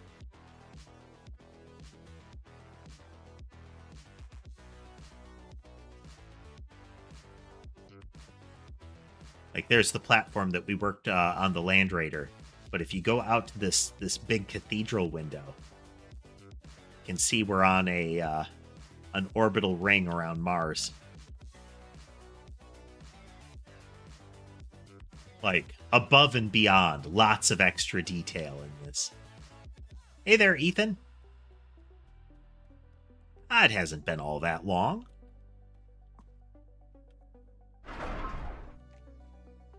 Even if it has, no worries. Not that one. This one. Wait a minute. Oh, okay, I can. Okay, so we have the stubby gun. Stubby gun being a riff on stubber, which is the 40k naming convention generally for a solid slug gun.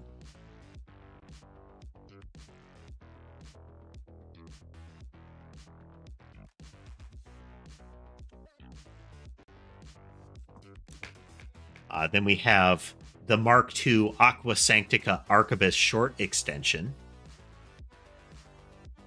Then the long extension and the extra long.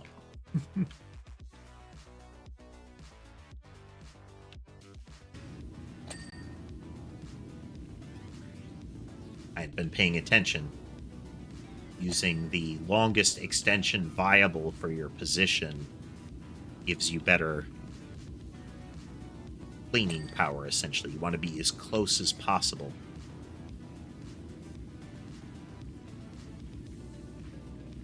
Yeah, they have things like, the Skitarii will use things like radiation weapons that quite literally is killing them to even carry them.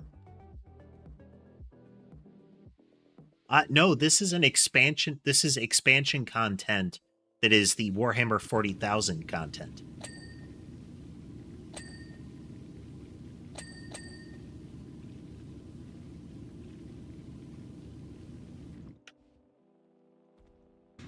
So we get to play as a tech priest cleaning a dreadnought.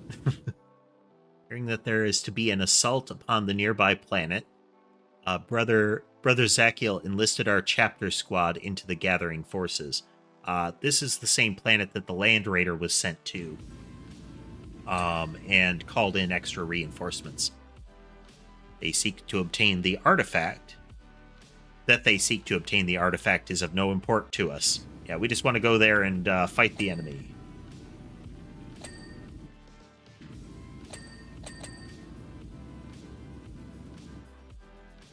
Macro Plasma Incinerator. That's a big gun. I mean, quite literally, it says it's a big plasma cannon. Not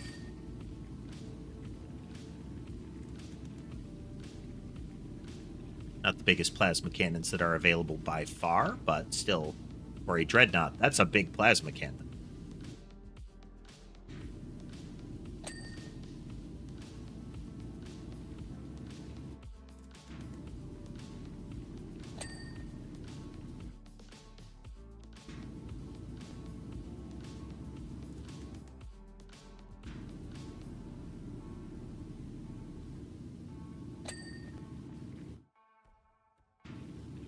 Yeah, we started the stream with what amounts to a tank. I know there's at least one more tank we'll be doing. And now we're on to this mecha.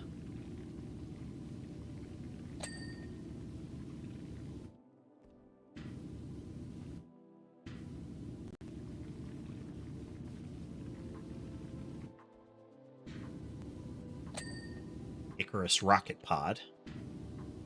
Icarus weapons generally mean it's an anti-air weapon. There's an in-placed laser cannon array that is an Icarus defense system. Like 4 rapid-firing big laser weapons.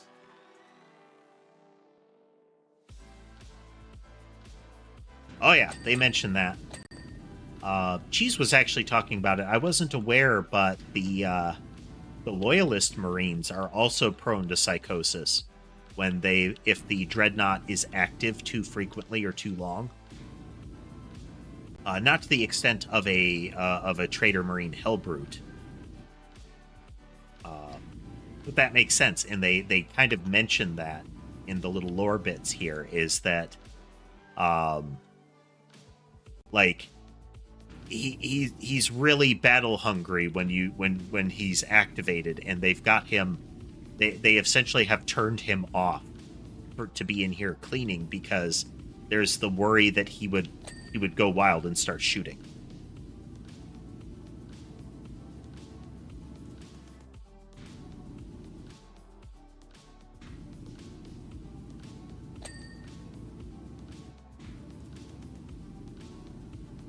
I also like, in very robotic admech conversation, our bosses said that they're effectively jealous that we get to do this and not them. All right, Miss Gloomy, thanks for joining us.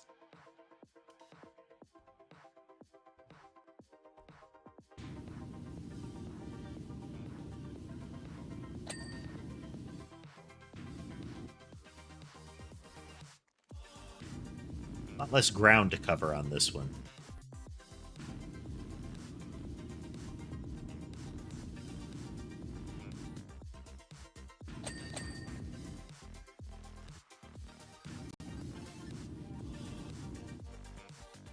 But also a lot of greeblies concealed by armor plates.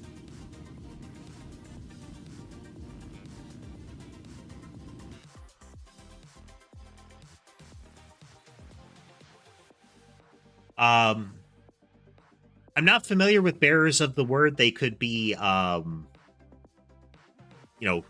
random subchapter. There's a Trader Marine group called the Word Bearers. They're actually one of, the primal trader groups, if not the primal trader group, frankly.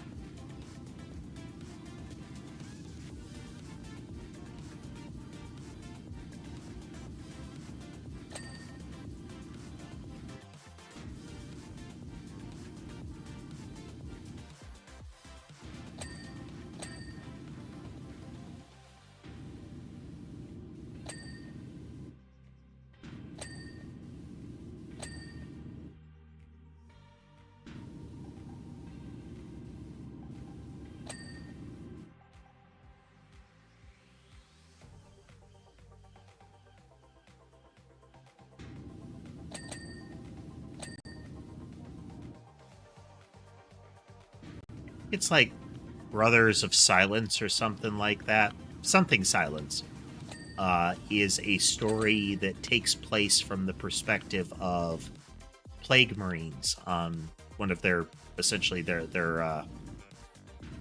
battleships. And they have a Hellbrute in their hold. And it's essentially talked about like it's an animal.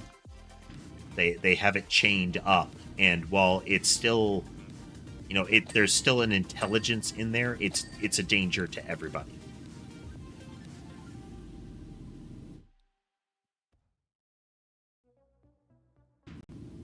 Oh man. Yeah, that'd be like a Contemptor or something like that. A pre-heresy dreadnought.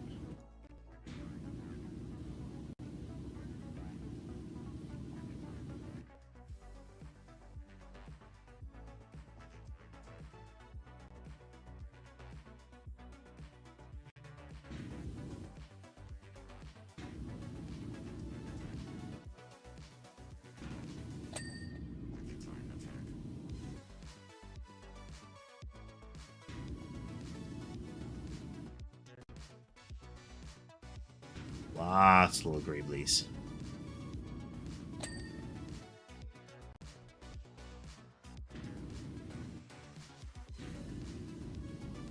Like I was mentioning earlier, this is why you don't paint these things fully assembled. You paint them in pieces, and then you either permanently attach them afterwards, or you use stuff like small, heavy magnets.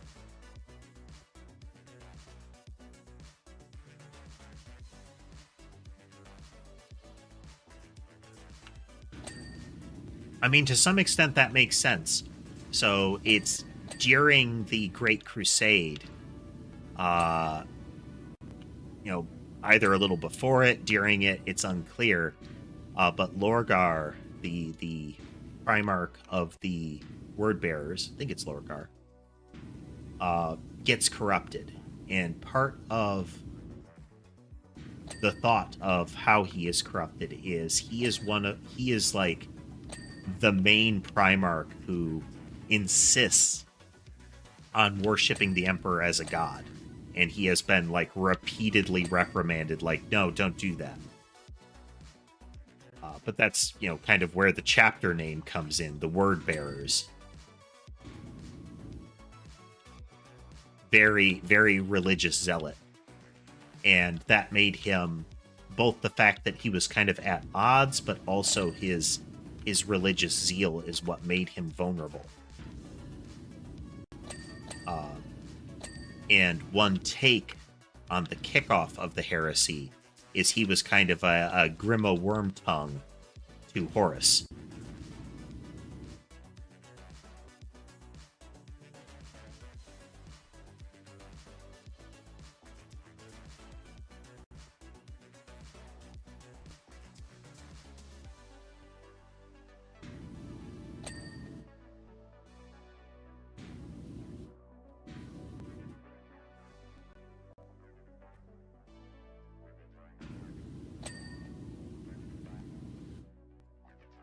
I mean, you look at the armaments. This is a mean dreadnought.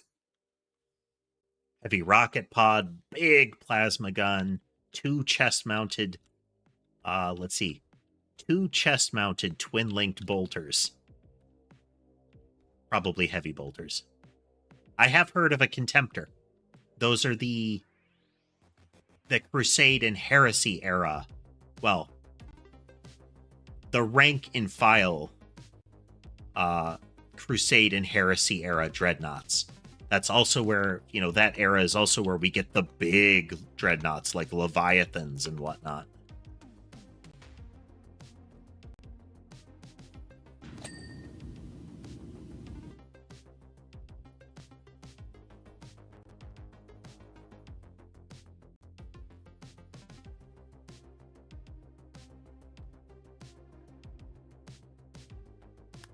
Which is missing. Elbow joints. Upper leg connectors. Something on the pelvis. The posterior armor. The butt plate.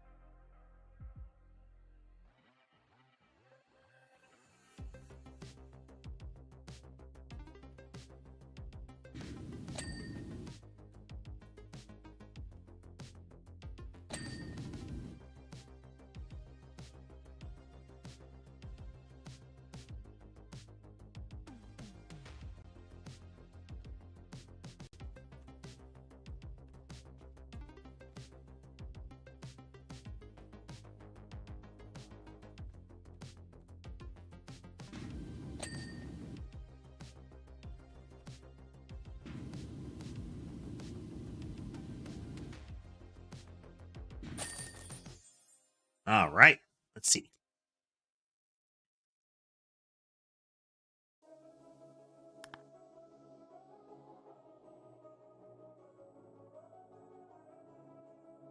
Neom. I hadn't heard about that one. Was this during the Space Wolves Thousand Sun thing prior to Cadia?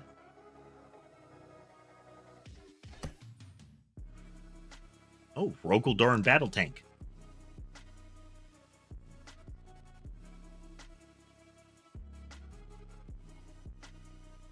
Canticle of the Iron Soul.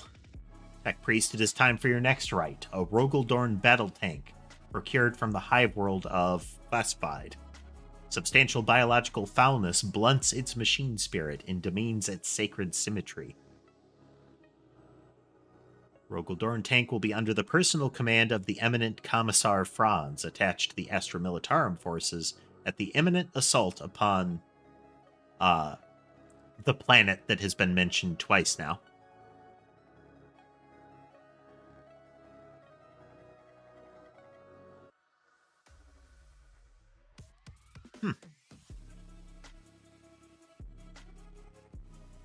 I hadn't heard the story of that one. I think the Space Wolves Thousand Suns and related conflicts are some of the more interesting ones. Because they have that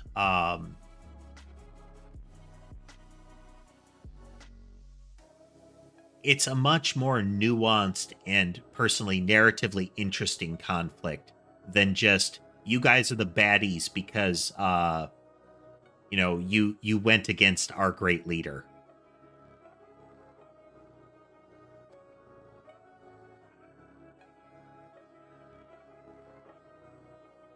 Owing to the Rogaldorn tank's personal importance to the Commissar, he has insisted on recording directives which will be issued during the cleanse.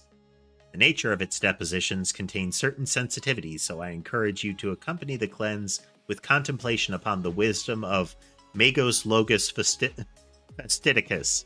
The eyes of the righteous look without seeing. You see nothing.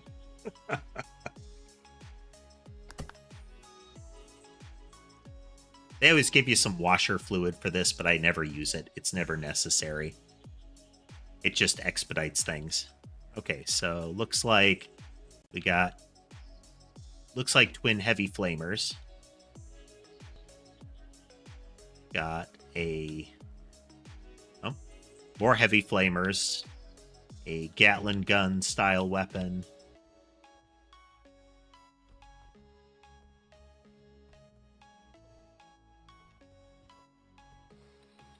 Auto gun on top. I don't know what the smaller gun is, but...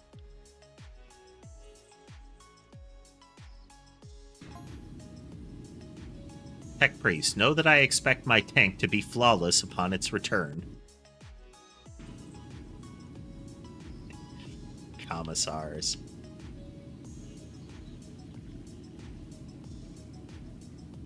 Should this not be the case, I will arrange for you to join my forces gathering for the assault upon the planet below. Well, not this planet below, but the one that they're all gathering at. Indeed, I am certain you would fit in admirably with the ragtag collective of my vanguard.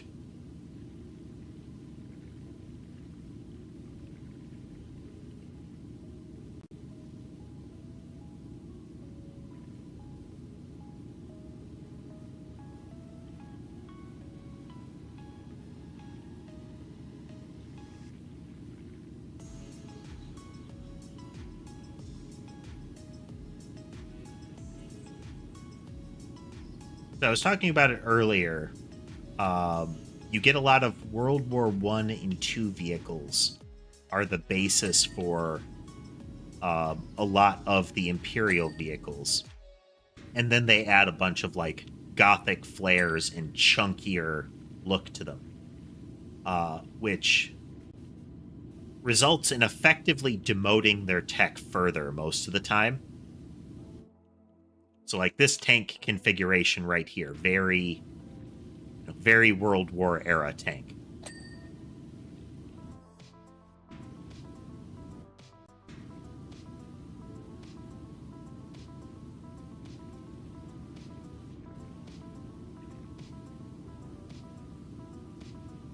The Lehman Russ is effectively a Sherman tank with, you know, more brutalist style heavy plating and whatnot.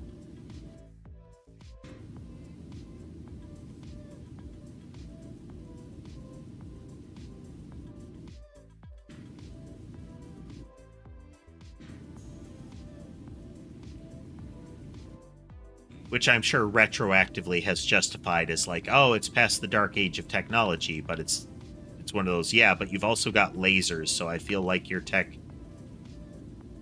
didn't vanish quite that far, you know?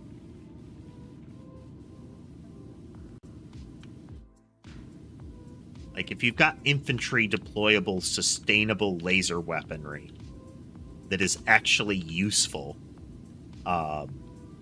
you got better than Sherman tanks.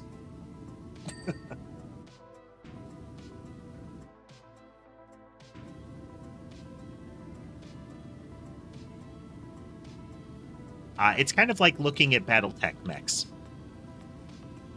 where a lot of the designs are like, there's hints that they know what a weapon should look like or that kind of thing, but they've also been heavily influenced by things like 80s toy ads.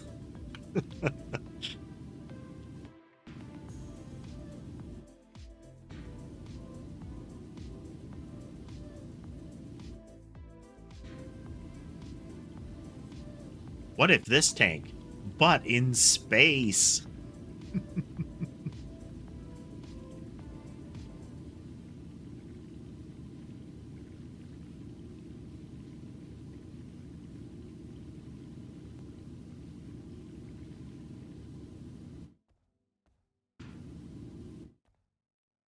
What's this little corkscrew tea leaf for?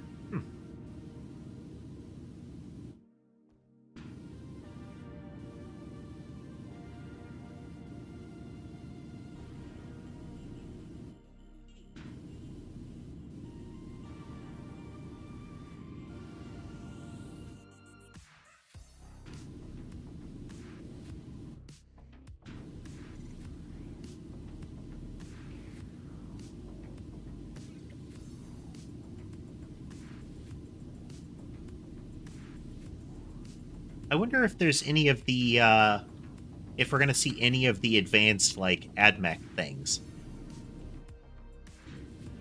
Like their battle droid-looking stuff, or maybe, like, Skitarii vehicles, that kind of thing. Perhaps a Dune Strider, you know?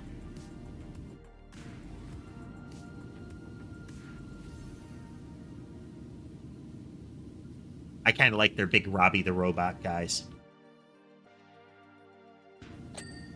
Where they stick to the tenet that, much like Dune, one of their inspirations, AI is effectively outlawed.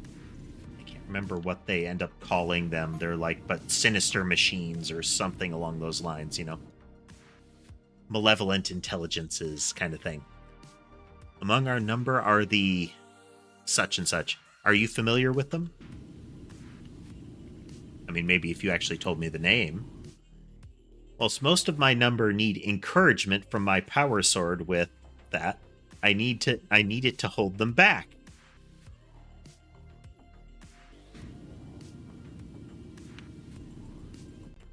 Which side of my power sword might you fall, Tech Priest?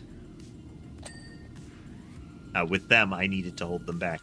Wonder if it's like Deathcore?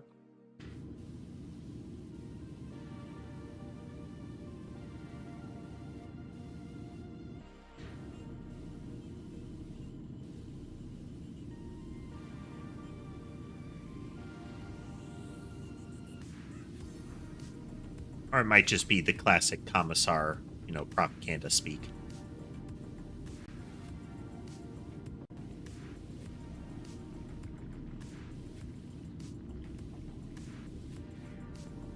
Who knows?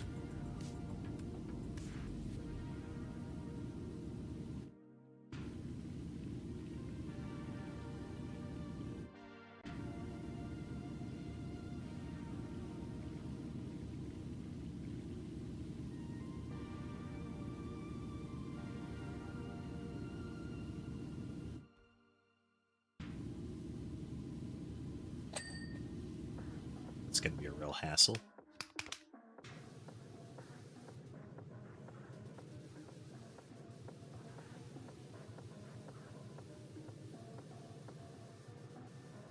Down here, get the other side.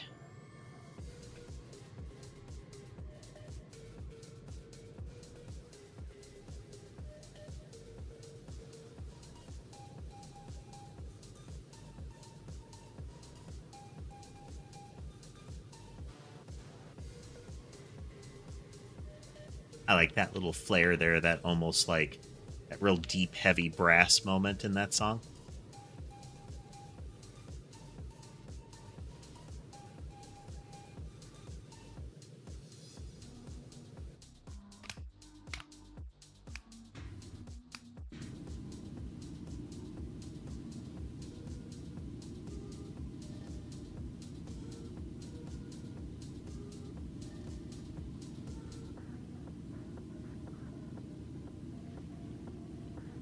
Yeah, we're definitely going to have at least one more session of this game, I think.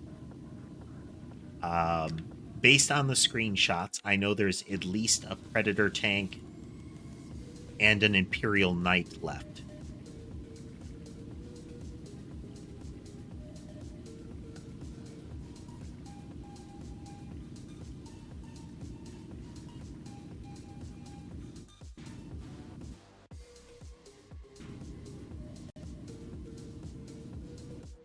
So, you know, content.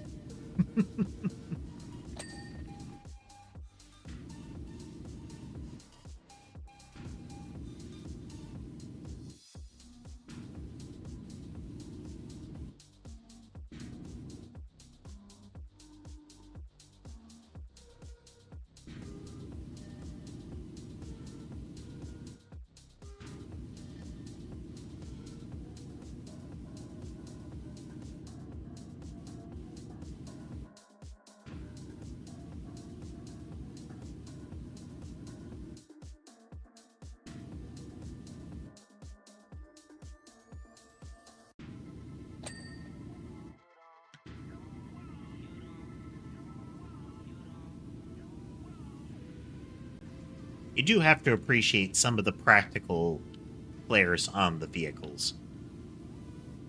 Like the tow hooks, even on the Land Raider.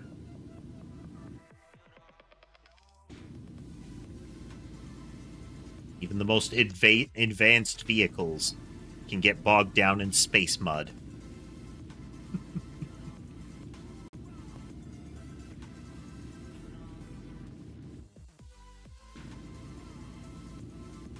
Like mud in space.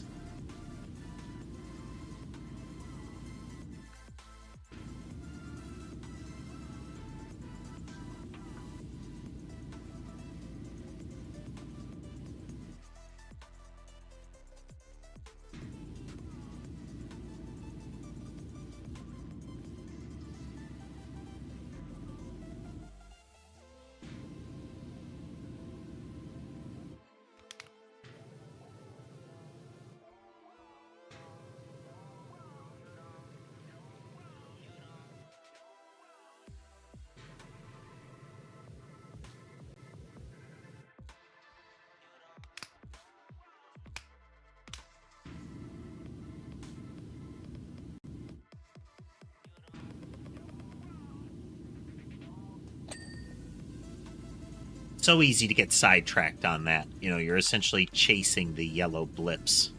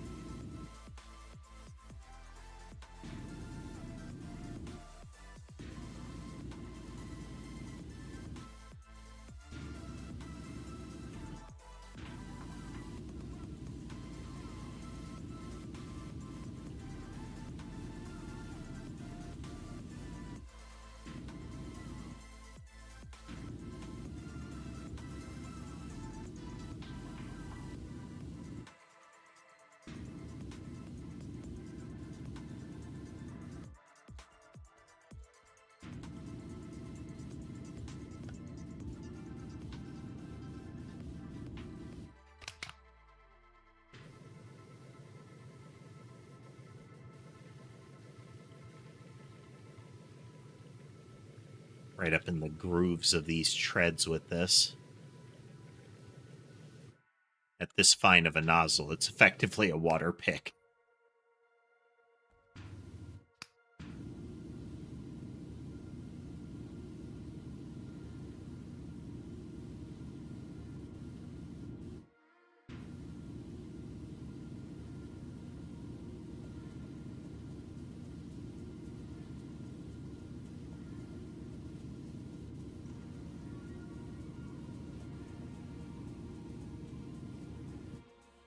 Can we get low enough to do this? Nope.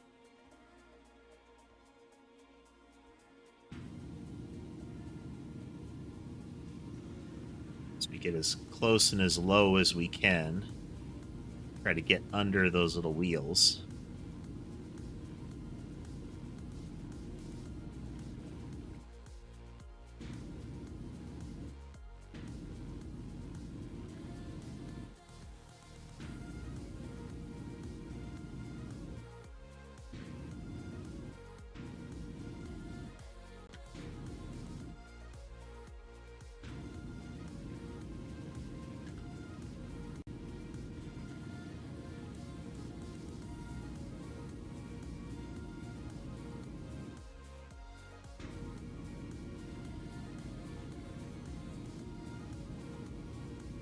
I think kind of the commissar and tanks of this kind of ilk.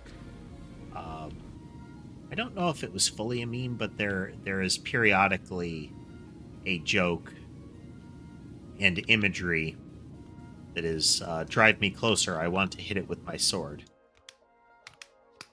And I think that's a good summation of commissars in this setting.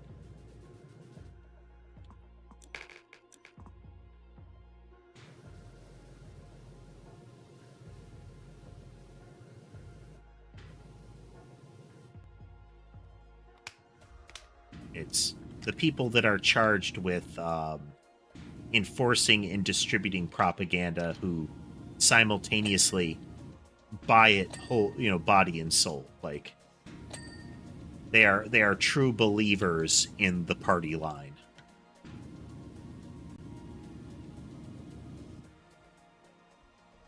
Who simultaneously greatly benefit from that concept. They're the officers.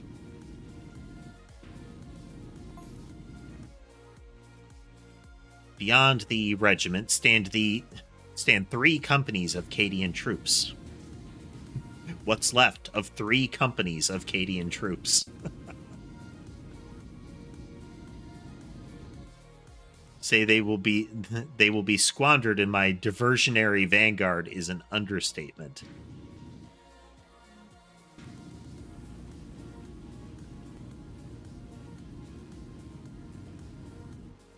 But I doubt you possess the honor to fight alongside them.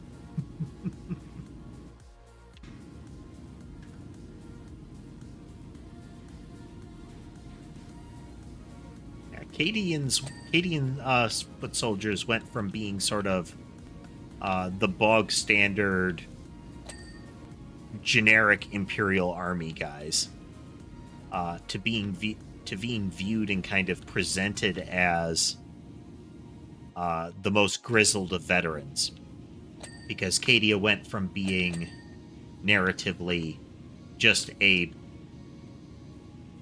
go-to planet if you needed that. I do have a TikTok. I haven't been updating it quite as much, Mike.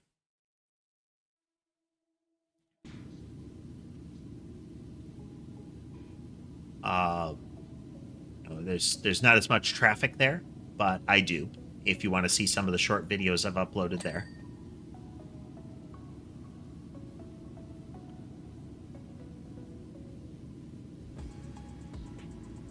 Otherwise, I do upload short-form content to YouTube as well.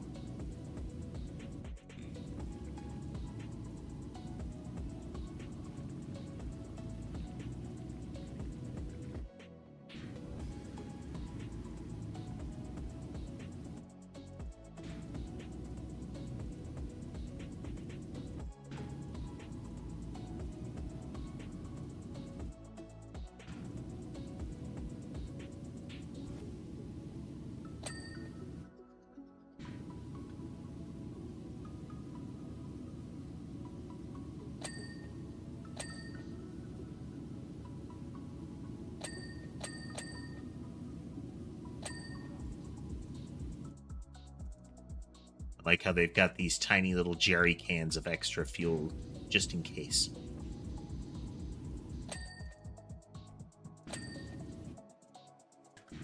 Affixed prominently to the side of the vehicle where, you know, you could shoot them.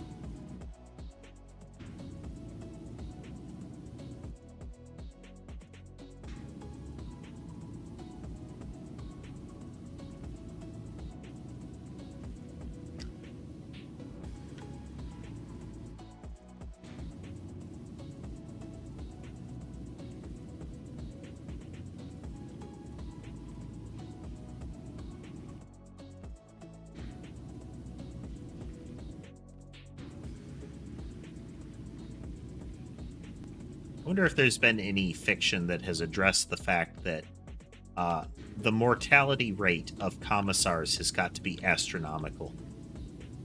Right up there with the desertion rate of Imperial Guard troopers. Like, oh, but they'd be run down. It's like, yeah, but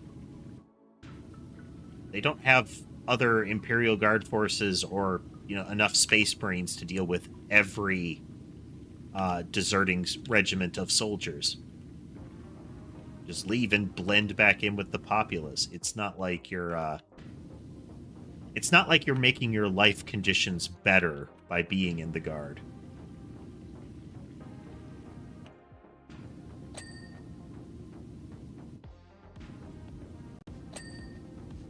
It's like you get the same general treatment, but you also get shot at. Professionally.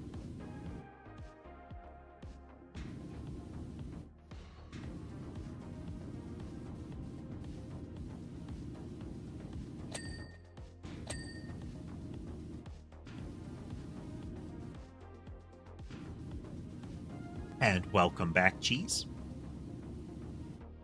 I think our goal for the night is going to be to finish this tank.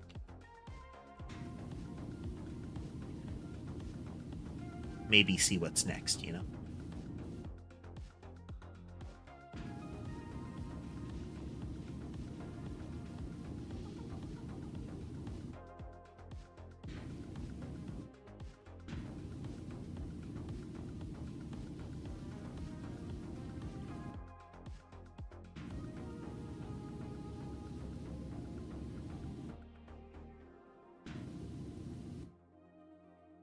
Used to be a thing in Warhammer 40k that vehicles had positional armor profiles, front, side, and rear kind of stuff. And this, archaic design of a tank illustrates why that is extra relevant.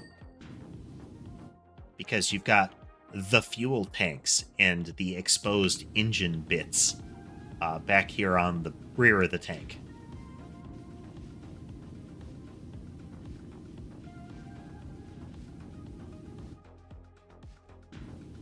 A mild weak spot, you might say.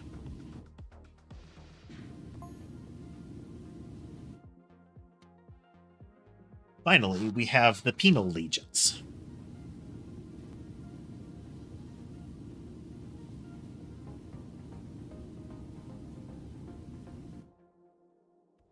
Collected these redacted, hyperbolic, from every corner of the galaxy.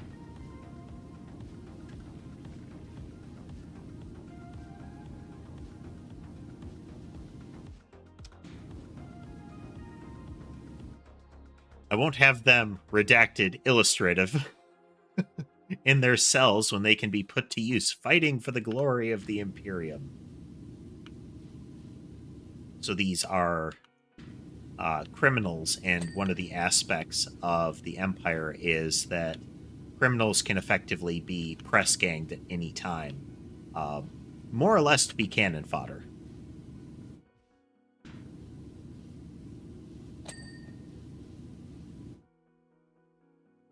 Would be perfect for an indolent mechanicus.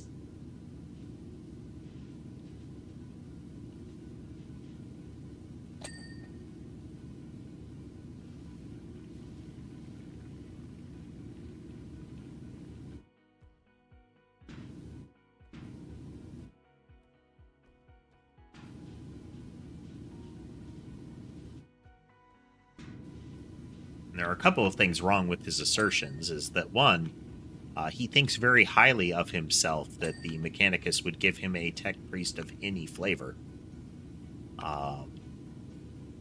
Two, that they would want to have the AdMech present at all for an artifact retrieval. Best not to tempt them, you know?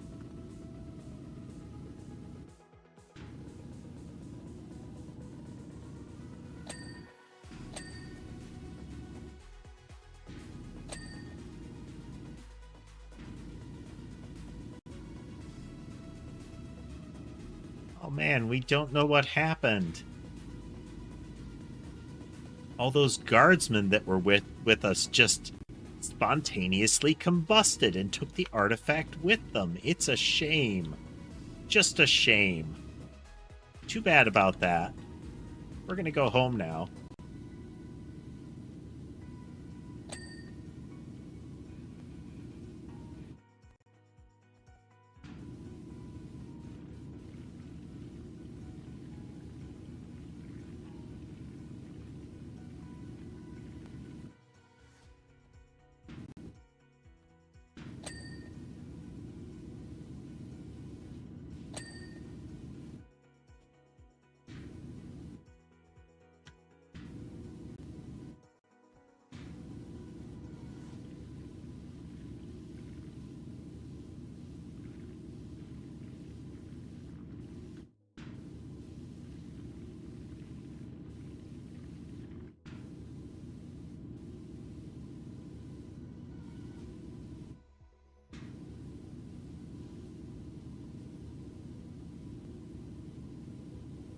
Fall of Cadia, though, which I kind of touched on, I feel was a wasted opportunity for them to really change up their stagnant narrative. Yeah, they advanced the storyline, but they didn't change the problem of the stagnation. And that's that the Imperium doesn't make sense. And I don't just mean like they're trying to make it grimdark, so there's an abnormally high casualty rate kind of thing. It's that, given that it is grimdark, these disparate factions of the Imperium, like wildly disparate factions, often at odds with the ideologies of each other, are allies. Like, expressly allies.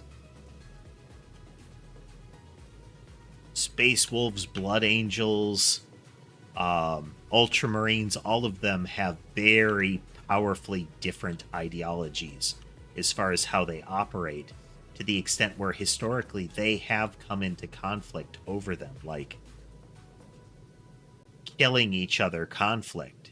And the idea that they're like, oh, but, you know, we still work together for the betterment of all mankind. No, the people that are supposedly in charge of all mankind are just as bad, if not worse, and have wildly different ideologies than you. Now look at this goo. That is redacted residues.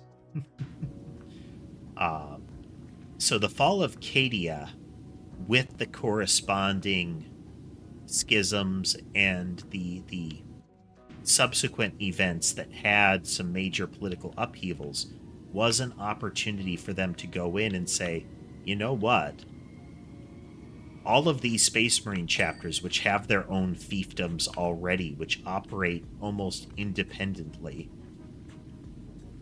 and have their own ideologies and behaviors, we are going to make them their own groups, and they're going to have truly their own stories, not as essentially it's Space Marines but blue, or Space Marines but slightly furry. But instead as this faction, this individual group that sometimes will be truly at odds with the, you know, with the administration of Holy Terra, with other Space Marine factions.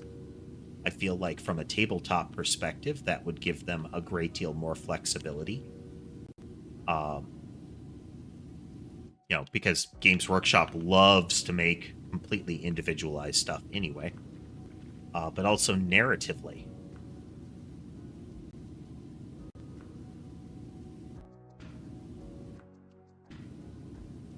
It's similar to, like, I'd really like them to pull the trigger on the Emperor at some point. Whether I mean figuratively or literally. That Chekhov's gun has gotten dusty as hell.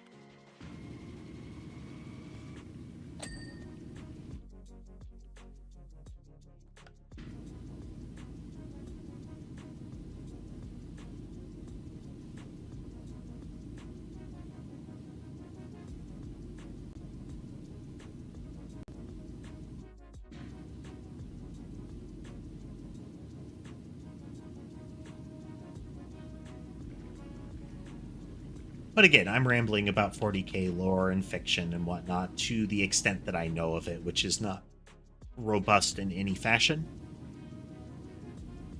I appreciate hearing stories and details that I'm not aware of, but if you are offended by my takes, let's take it as a discussion.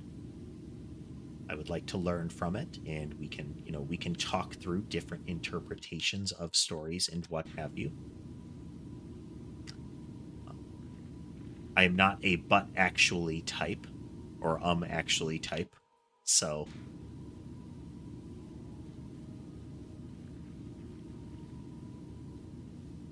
but past that, if you just want to chat about something else, I'm down for that too.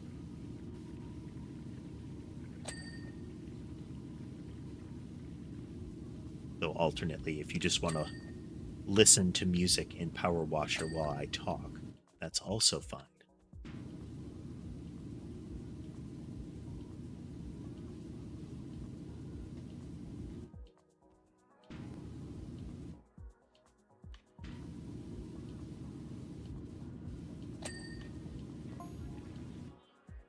Unauthorized data override from private bulk. Do not listen to the ramblings of that infernal commissar. Okay, so this message has either been, well, has been contaminated in some fashion. We in the Penal Legion pledge our allegiance to the Imperium voluntarily, and I'm honored to be part of this regiment. Okay, we don't know if this is propaganda then, because this really feels like, let's have an intervening message. Better to redacted conjecture in honorable futility than as a traitor in redact. Yeah, that feels like somebody hacked in, added a message that was effectively, don't listen to this guy, he's crazy, and somebody just rewrote it to be patriotic, you know?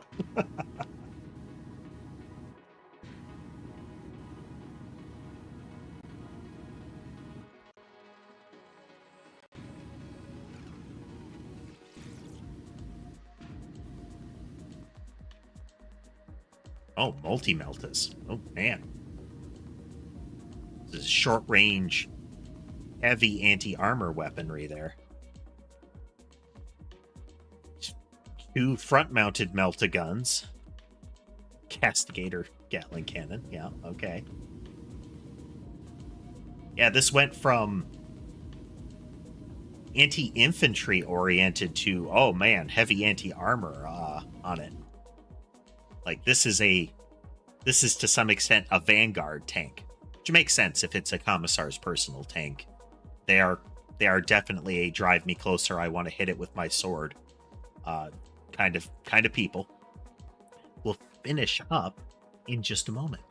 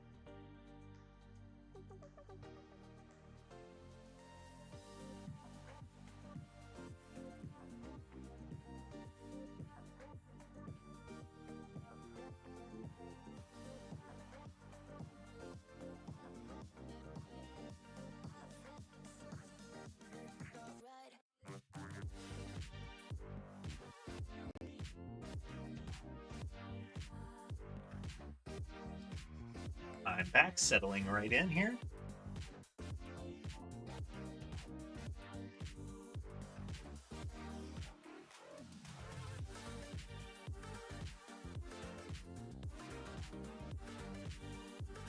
So, one of the things that I'm dealing with recently-ish,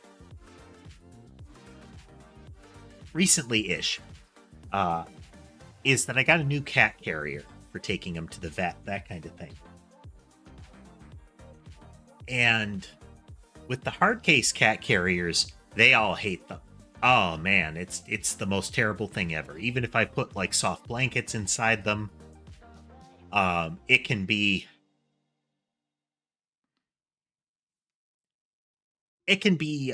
kind of close combat getting them in there.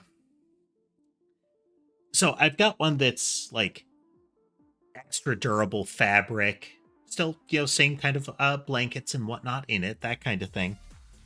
Mesh so that they can see out of it. Not much different as far as visibility. They like to go into that one and nap. They'll lay on top of it. They'll go inside it. I don't know how long that'll last if they get taken to the vet frequently. But Sky has been put in that one frequently to go to the vet. And he still goes into it to nap. It's really convenient. I'm pleased that that turn of events has happened, but simultaneously, I'm really annoyed. They're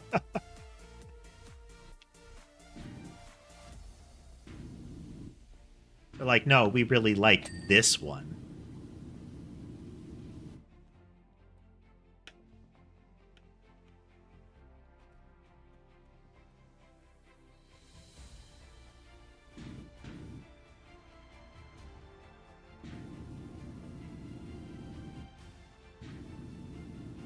A track adjuster.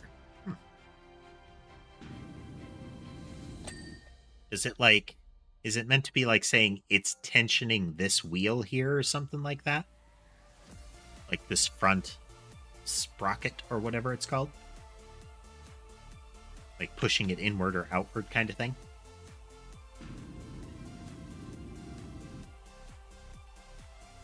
Lore is rarely on the stream. But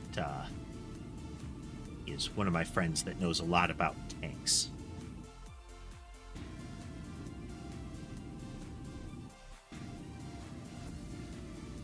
So perhaps he would know.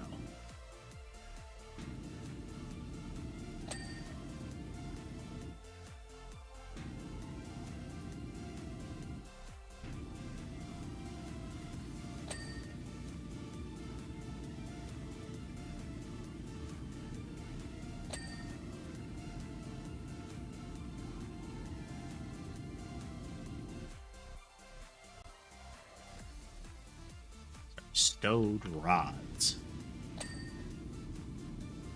But are they inanimate in carbon?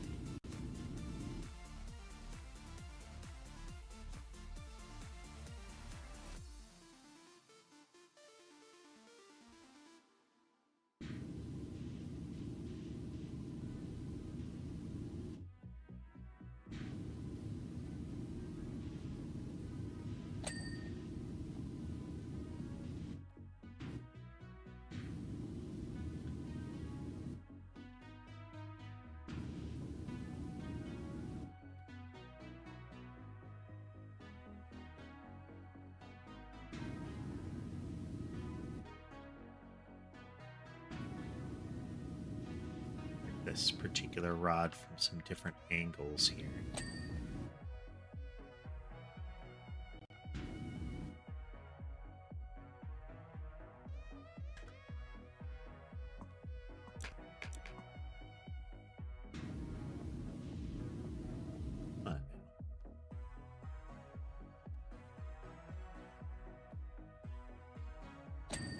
There we go.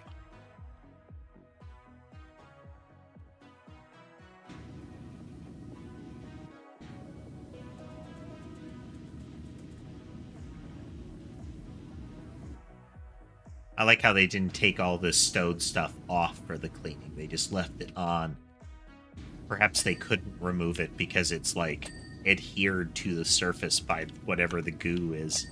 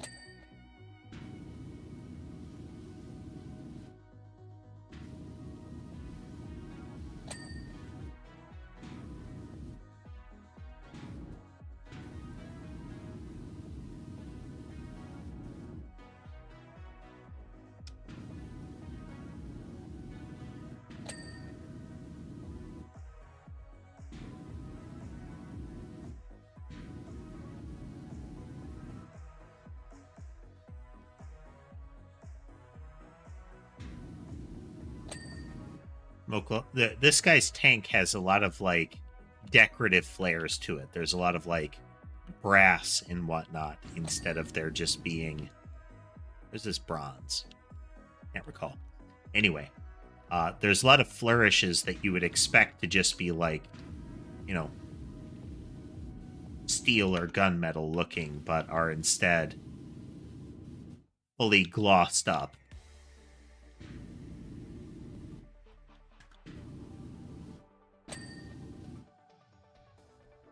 Very officer chic, you know.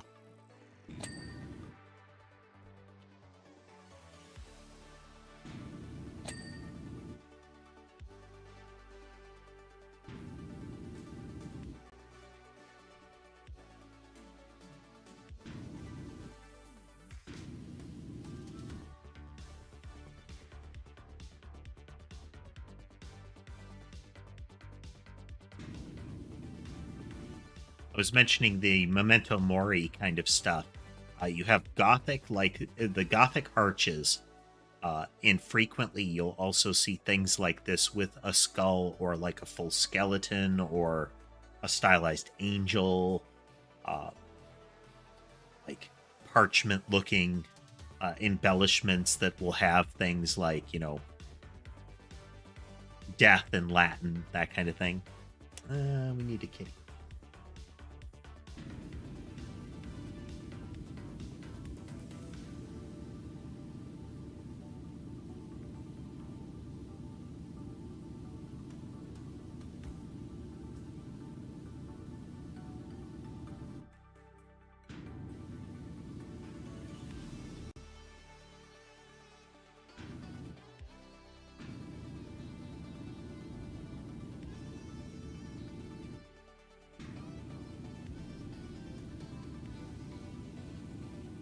Dominatus.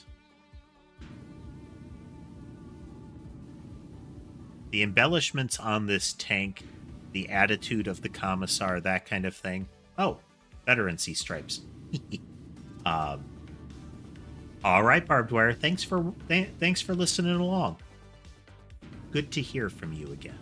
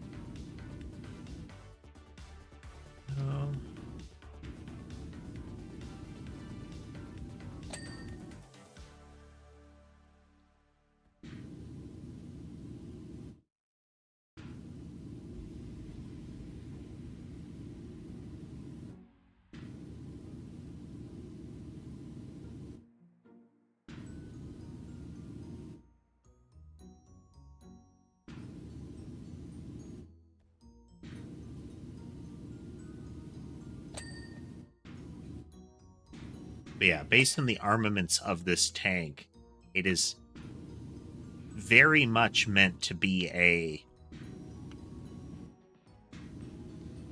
It looks like it's meant to be a tip-of-the-spear kind of tank. There's way too many meltas on it for it to be effective at very long range and make use of all of its armaments. Okay, coaxial autocannon and an oppressor cannon. So this is its... Let's scrub it a little bit. Should be another...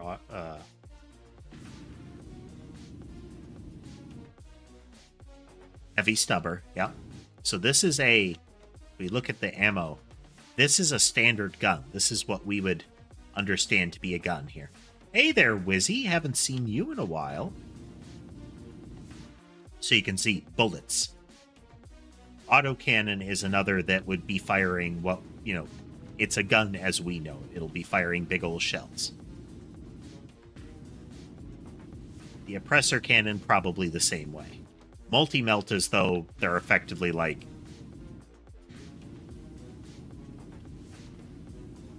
I don't know.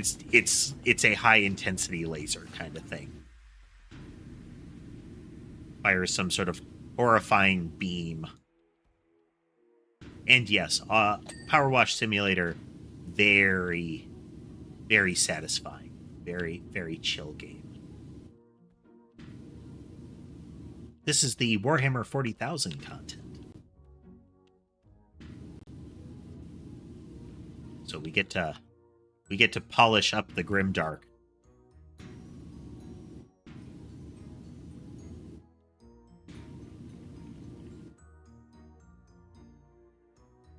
Doing okay. Kitties are doing good. You can see Ember is snoozing.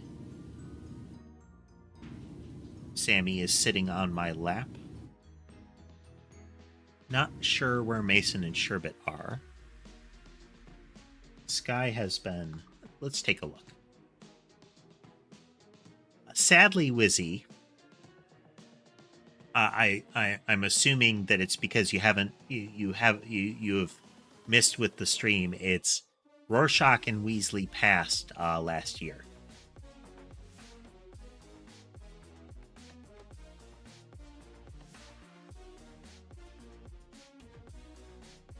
So we are currently at 5.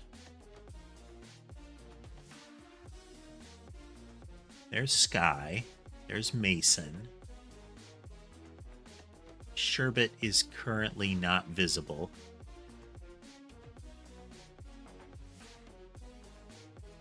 But yes, we have Sammy, the little Tuxie, and we have Mason and Sherbet, the tan and white siblings there now.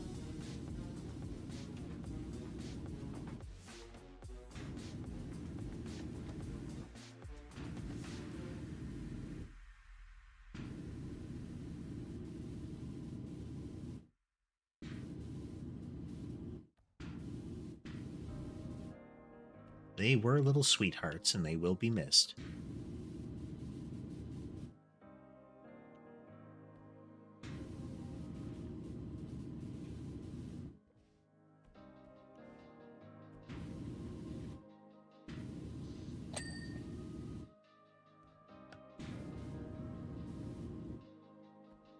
And even his little radio antennas are all brassed up. I think it's bronze, actually, isn't it? The orangish metal. Brass is like the very yellowy metal. Not like gold yellowy, but like really shiny yellow, right? Or is it the other way around?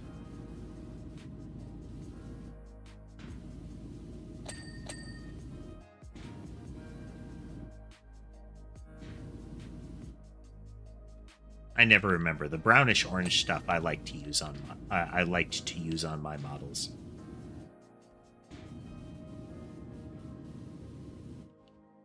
Not so far as copper. Like, definitely not as far as copper. Don't like the orange. Yeah, I used to paint stuff like this.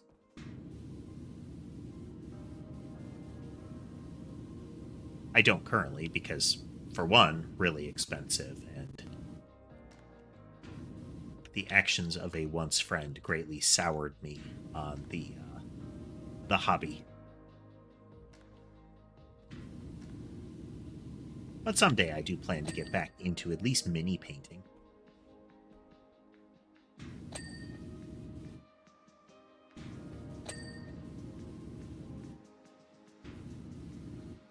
Got the filament printer set up for it, but that is mostly suited to very particular models, since it that kind of printer has issues with fine detail.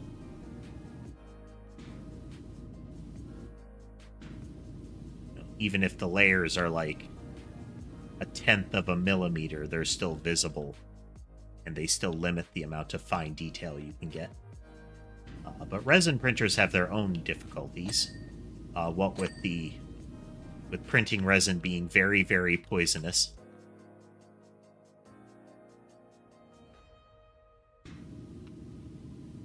Yeah, Laura has taken to printing BattleTech minis. That's a very different type of model printing. In Warhammer terms, it's like painting Tau is different than painting most of the other factions. Since, painting mechas is like painting vehicles. It's about plates and lines and the like.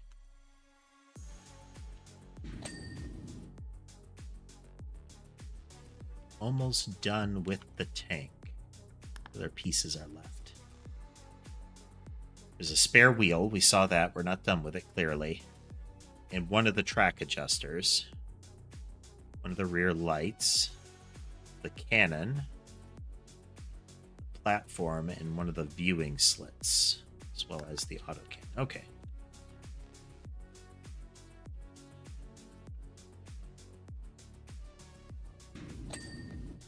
Okay.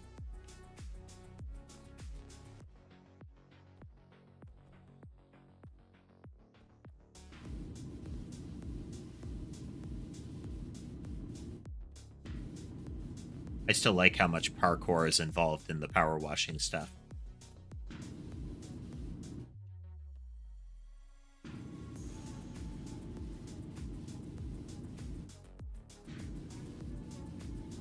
Thing I'd like to do before getting into painting is getting a little painting area set up so I can do it on stream. Get some hand cam stuff going, but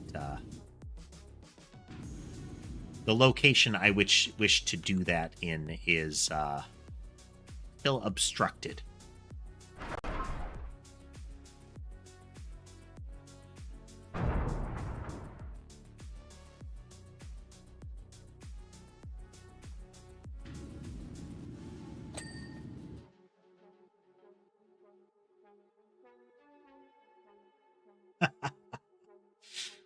Well, thanks for joining us, Wizzy, and have a good night. Hope you get some sleep.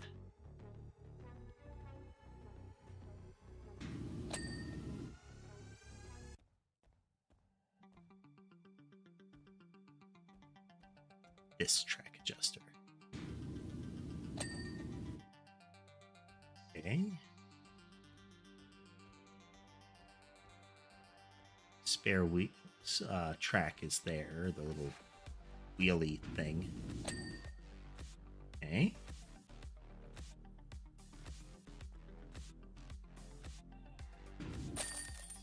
All right. Cadia stands is the achievement.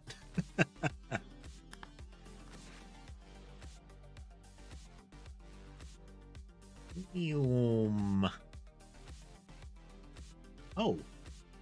Okay, no. The candles are flickering in and out of view. Like in the background, the candles were actually popping in and out of existence.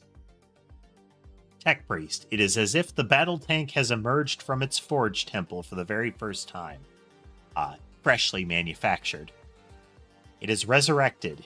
Even the towhook thirsts for glory. I will advocate for your promotion to the rank of Engine Seer, along with further cybernetic replacement of your Biologica. Okay, so we are being promoted to the same rank as our apparent superior at the time of the Dreadnought. And we're being told, hey, more cybernetics for you.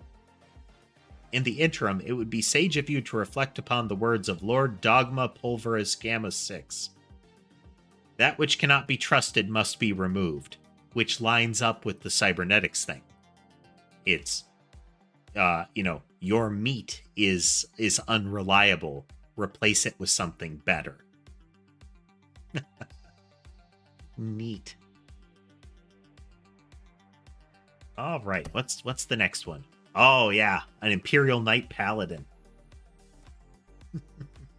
That'll be neat. But in the interim, like I said, we are going to do more of that this week. Hello, Sherbet.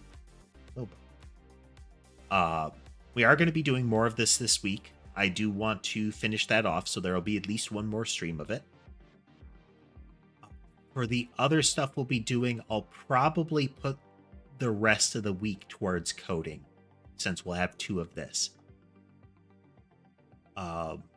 So I haven't decided whether tomorrow will be more Power Wash or I'll put that later this week, but the remainder will probably be coding streams.